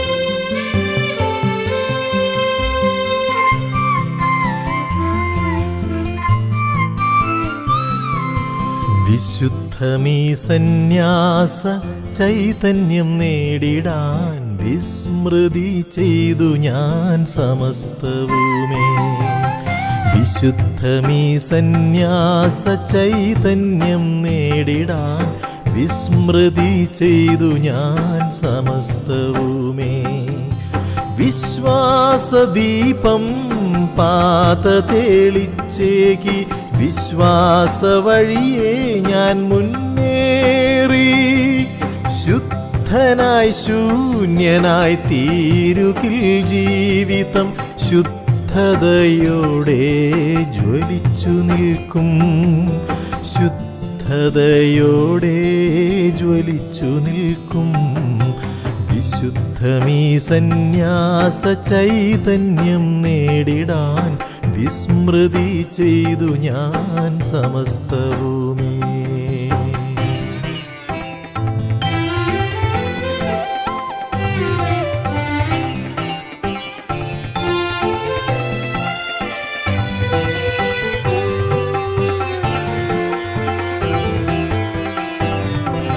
ശുദ്ധനാം ദൈവത്തിൽ ലയിക്കുമായോഗിയെ ശുദ്ധനായുയർത്തുമീ ലോകരെല്ലാം. ശുദ്ധനാം ദൈവത്തിൽ ലയിക്കുമായോഗിയെ ശുദ്ധനായുയർത്തുമീ ലോകരെല്ലാം. സന്യാസവീതിയിൽ വിശുദ്ധിയിൽ നീങ്ങിടാൻ സന്യാസം സ്വർഗമായി തീർത്തിടേണം. സന്യാസ ചട്ടങ്ങൾ പാലിച്ച് പോരുകിൽ സന്യാസം നഷ്ടമാക്കില്ല ശിഷ്യർ. സന്യാസം നഷ്ടമാക്കില്ല ശിഷ്യർ. വിശുദ്ധമീ സന്യാസ ചൈതന്യം നേടിടാൻ വിസ്മൃതി ചെയ്തു ഞാൻ സമസ്തവുമേ. എല്ലാ വെളിയുടെ പുറകിലും നമ്മുടെ ചില ലക്ഷ്യങ്ങൾ കാണുന്നു. ലൂക്കായുടെ സുവിശേഷം 5-ാമത്തെ അധ്യായത്തിൽ അപ്പസ്തോലന്മാരെ വിളിച്ചെന്തിനാണെന്ന് പറയുന്നു. വലിയ ഒരു മത്സ്യപ്പിടുത്തത്തിൻ്റെ മുമ്പിൽ വിസ്മയത്തോടെ നിന്ന ശിഷ്യന്മാരോട് ഈശോ പറഞ്ഞു, ഞാൻ നിങ്ങളെ മനുഷ്യരെ പിടിക്കുന്നവരാണ്. ഗുരുവിനെപ്പോഴും തൻ്റെ ഉള്ളിൽ ലക്ഷ്യങ്ങളുണ്ടായിരുന്നു. ശിഷ്യന്മാരുടെ ജീവിതങ്ങളെ കുറിച്ച് തൻ്റെ വേല തുടരാൻ വേണ്ടി അവരെ ഒരുക്കുന്ന എല്ലാ വേളകളിലും എങ്ങനെയായിരിക്കണം തൻ്റെ ശിഷ്യ സമൂഹത്തിൻ്റെ ജീവിതമെന്ന് കൃത്യതയോടുകൂടി പറഞ്ഞ് മനസ്സിലാക്കി കൊടുത്ത് അവരെ പഠിപ്പിച്ചൊരുക്കുകയാണ്. ഗുരുവിൻ്റെ മുമ്പിലല്ലേ നമ്മൾ ഇരിക്കുക. എന്തിനാണ് കർത്താവ് നമ്മളെ വിളിച്ചത്? ഈ സന്യാസ വിളി എന്തിനാണ് എന്ന് നമ്മൾ ഓർക്കുമ്പോൾ സമ്പൂർണമായ ഒരു സമർപ്പണത്തിന് വേണ്ടിയിട്ടാണ് അവർ വിളിച്ചത് നമുക്കറിയാം. നമ്മളാരും നമ്മുടെ കാര്യം നോക്കുന്നവരല്ല ആവരുത് എന്ന് ഗുരുവിന് നിർബന്ധമുണ്ട്. ഞാൻ നിങ്ങളെ വിളിക്കുകയും തിരഞ്ഞെടുക്കുകയും ചെയ്തു. വിളിയും തിരഞ്ഞെടുപ്പും അവൻ നമുക്ക് നൽകുന്നതാണ്. ഈ വിളിയുടെ തിരഞ്ഞെടുപ്പിൻ്റെ മുമ്പിൽ ശാന്തമായി നിശബ്ദമായി ഇരുന്നിട്ട് എൻ്റെ ഗുരുവിൻ്റെ നാഥൻ്റെ വിളി എന്തുമാത്രം ഞാൻ എൻ്റെ ജീവിതത്തിൽ സ്വാർത്ഥകമാക്കുന്നു എന്ന് ചിന്തിക്കാൻ. എൻ്റെ വിളി കൊണ്ട് കർത്താവ് മഹത്വപ്പെടുന്നുവോ? എൻ്റെ വിളി കൊണ്ട് 10 പേര് കർത്താവിനെ അറിയുന്നുവോ? എൻ്റെ ഈ വിളി കൊണ്ട് ആത്മാക്കൾ രക്ഷപ്പെടുന്നുവോ? ഈ ദൈവവിളി ഞാൻ ജീവിക്കുന്നത് കൊണ്ട് അത് അനേകർക്ക് പ്രചോദനമായി മാറുന്നുവോ? ഒത്തിരി പേർ ദുഃഖങ്ങളിലും സങ്കടങ്ങളിലും അവരെ ആശ്വസിപ്പിക്കുവാനും അവരുടെ കുടുംബങ്ങളെ ഏറ്റെടുത്ത് പരിഹാരം ചെയ്യുവാനും കർത്താവിനെ നിലവിളിച്ച് അവർക്ക് വേണ്ടി അപേക്ഷിക്കുവാനും ഒക്കെ അവൻ നമ്മളെ വിളിച്ചു തിരഞ്ഞെടുത്തു എന്ന് നമ്മൾ ഓർക്കുന്നു. കർത്താവ് നൽകുന്ന വിളിയുടെ മുമ്പിൽ നമുക്ക് ശിരസ് നമിച്ച് നിൽക്കാം. എന്നിട്ട് ഈ ചെറിയ ജീവിതത്തിൽ കുറവുകളോ പോരായ്മകളോ ഒക്കെ ഉണ്ടാകും. മുമ്പോട്ട് കുതിക്കാനാവാതെ നമ്മൾ എവിടെയെങ്കിലും ബന്ധനങ്ങളിൽ പെട്ടുകിടക്കുന്നവരുമാണ്. കർത്താവിന് മുമ്പിലേക്ക് അടുക്കുമ്പോൾ അവൻ്റെ കാലത്തിൽ ഈ ജീവിതത്തെ സമ്പൂർണ്ണമായിട്ട് സമർപ്പിക്കുമ്പോൾ മറ്റൊരു തിളക്കം ഇതിന് കിട്ടും. റോമാലേഖനം 12 നമ്മൾ വായിക്കുമ്പോൾ നിങ്ങളുടെ ശരീരങ്ങളെ സജീവ ബലിയായ ദൈവത്തിന് അർപ്പിക്കുക, അതാണ് ശ്രേഷ്ഠമായ ആരാധന എന്ന് പൗലോസ് നമ്മളെ പഠിപ്പിക്കും. സമർപ്പണം തന്നെ ആരാധനയായി മാറുക. അതുകൊണ്ടാണ് ആരാധനയ്ക്ക് വിശാലമായ അർത്ഥങ്ങളുണ്ടാകുക. ദിവികാരന് ഈശോയുടെ മുമ്പിൽ നമ്മൾ ശാന്തമായിരുന്ന് സ്തുതിഗീതങ്ങൾ ആലപിക്കുമ്പോൾ മാത്രമല്ല, ഈ ജീവിതത്തെ ഒരു സജീവ ബലിയായി തമ്പുരാന്റെ പേരിലും നാമത്തിലും അവന് വേണ്ടിയും ഒക്കെ നമ്മുടെ സഭയുടെ പ്രേക്ഷിത വേലകൾക്ക് വേണ്ടി സഹോദരങ്ങൾക്ക് വേണ്ടി നമ്മൾ അർപ്പിക്കുമ്പോൾ ആ അർപ്പണവും ആ കൊടുക്കലും അധ്വാനവും സഹനവും എല്ലാം ആരാധനയായി മാറും. അങ്ങനെയാണ് ആരാധന ദേവാലയത്തിന്റെ പുറത്തേക്ക് നമ്മൾ വഹിച്ചുകൊണ്ട് പോകും. നമ്മളൊക്കെ ഈ 2 കാര്യങ്ങളും ചെയ്യുന്നവർ ഇപ്പോഴും നമ്മുടെ തമ്പുരാന് തിരുമുമ്പിലിരിക്കുമ്പോൾ അങ്ങനെ ആരാധിക്കുന്നവരായിത്തീരാൻ, ആരാധകരായിത്തീരാൻ പുതിയ ശക്തി കൃപ നമ്മൾ നിറയേണ്ടതായിരുന്നു. ഒരുപാട് പ്രതീകങ്ങളിലൂടെ നമ്മളിത് തമ്പുരാന് മുമ്പിൽ വയ്ക്കാറുള്ള കാര്യങ്ങളാണ്. പലതിനോടും നമ്മൾ നമ്മുടെ സമർപ്പണത്തെ അനുഭവപ്പെടുത്താറുണ്ട്. ചെറിയ ജീവിതം ചെറുതാണെങ്കിലും വലുതാണെങ്കിലും അതിന് അതിൻ്റെതായ മഹത്വമില്ല. കർത്താവിന് കൊടുത്തു എന്നുള്ളതാണ് അതിന് നിദാനമായി നിൽക്കുന്നത്. എപ്പോഴും ദൈവത്തിന് സമർപ്പിക്കപ്പെടുന്ന ജീവിതം അത് ഈ ലോകത്തിന് മുമ്പിൽ പോലും മാന്യമാണ്. നമ്മളതിന് പിറകോട്ട് പോകുമ്പോഴാണ് അതിൻ്റെ മാന്യതയ്ക്ക് കളങ്കം ചാർത്തപ്പെടുക.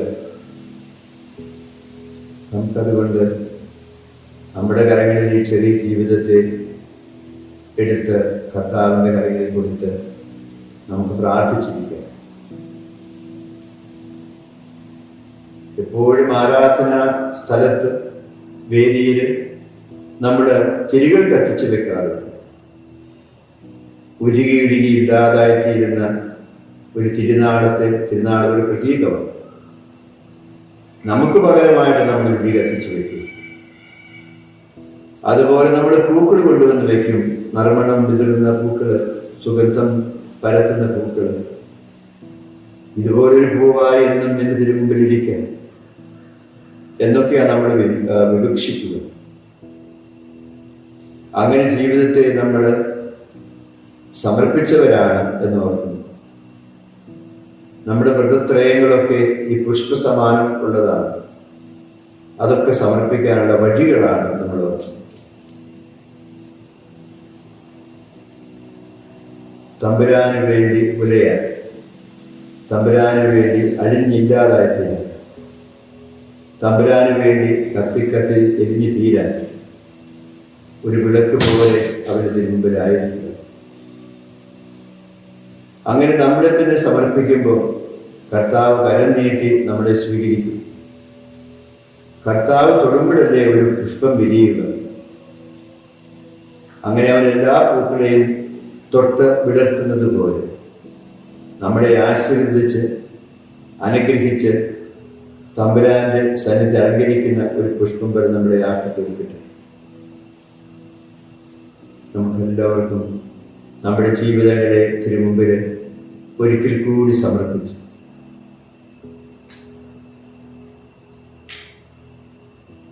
നമ്മൾ ഒരിക്കൽ ഏറ്റെടുത്ത് ഈ ജീവിതം ഏറ്റെടുത്ത് കർത്താവിന് സമർപ്പിച്ച ആ സമർപ്പണത്തെ ഒരിക്കൽ കൂടി നവീകരിച്ചുകൊണ്ട് പുത്തനാക്കിക്കൊണ്ട് ഇതാ ഞങ്ങൾ ഇതിൻ്റെ തിരുമുമ്പിൽ സമർപ്പിതരായി ജീവിക്കാൻ ഒരുക്കമുള്ളവരായി വരുന്ന തമ്പുരാൻ നമുക്കെല്ലാവർക്കും ചേർന്ന് പാടിക്കൊണ്ട് നമ്മുടെ ഈ സമർപ്പണത്തെ കർത്താവിന് മുമ്പിൽ നവീകരിക്കും.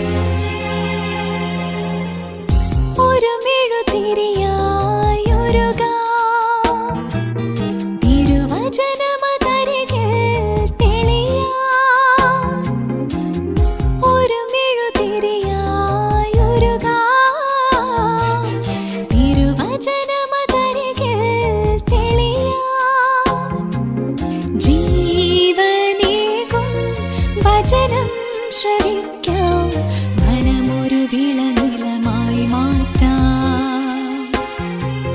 ജീവനേകും വചനം ശ്രവിക്കാം മനമൊരു വിളനിലമായി മാറ്റാം. ഒരു മെഴുതിരിയായൊരുകാം തിരുവചനമതരികിൽ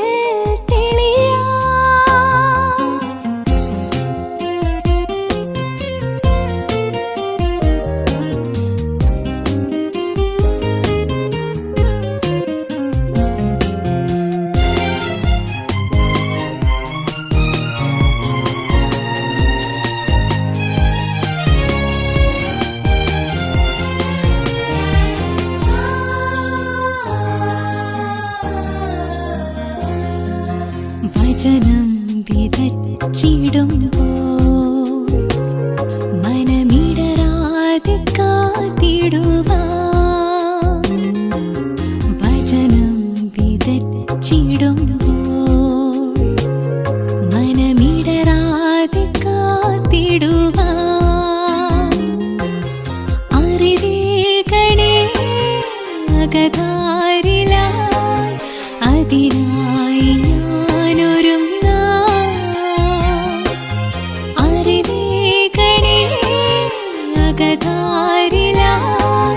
അതിനായി ഞാനൊരുങ്ങാം. ഒരു മെഴുതിരിയായൊരുകാം തിരുവചനമതരികിൽ തെളിയാം. ഒരു മെഴുതിരിയായൊരുകാം തിരുവചനമതരികിൽ തെളിയാം.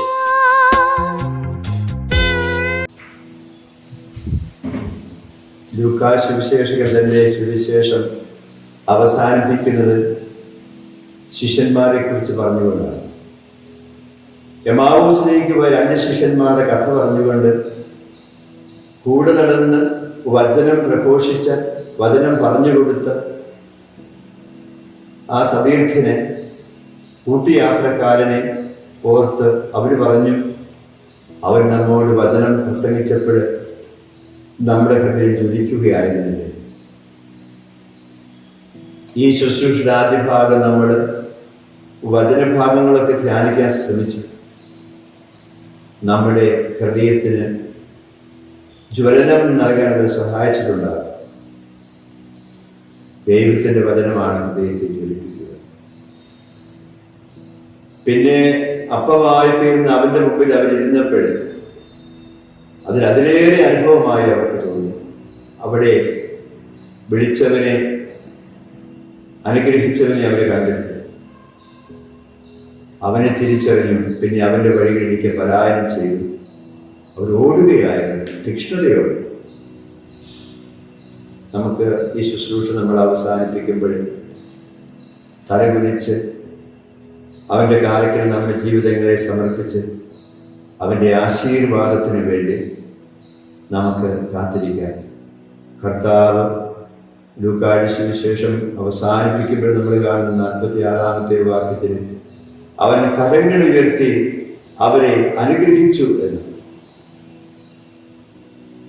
കരങ്ങൾ ഉയർത്തി അവൻ നമ്മളെയും അനുഗ്രഹിക്കട്ടെ. നമുക്ക് ആവശ്യമുള്ള എല്ലാ കൃപകളും വരങ്ങളും പരിശുദ്ധാത്മ അഭിഷേകത്തിന്റെ ശക്തിയും സമൃദ്ധമായിട്ട് നൽകട്ടെ. നമുക്ക് കർത്താവിൻ്റെ കരങ്ങൾ ഉയർത്തിയുള്ള ആശീർവാദം സ്വീകരിക്കാം.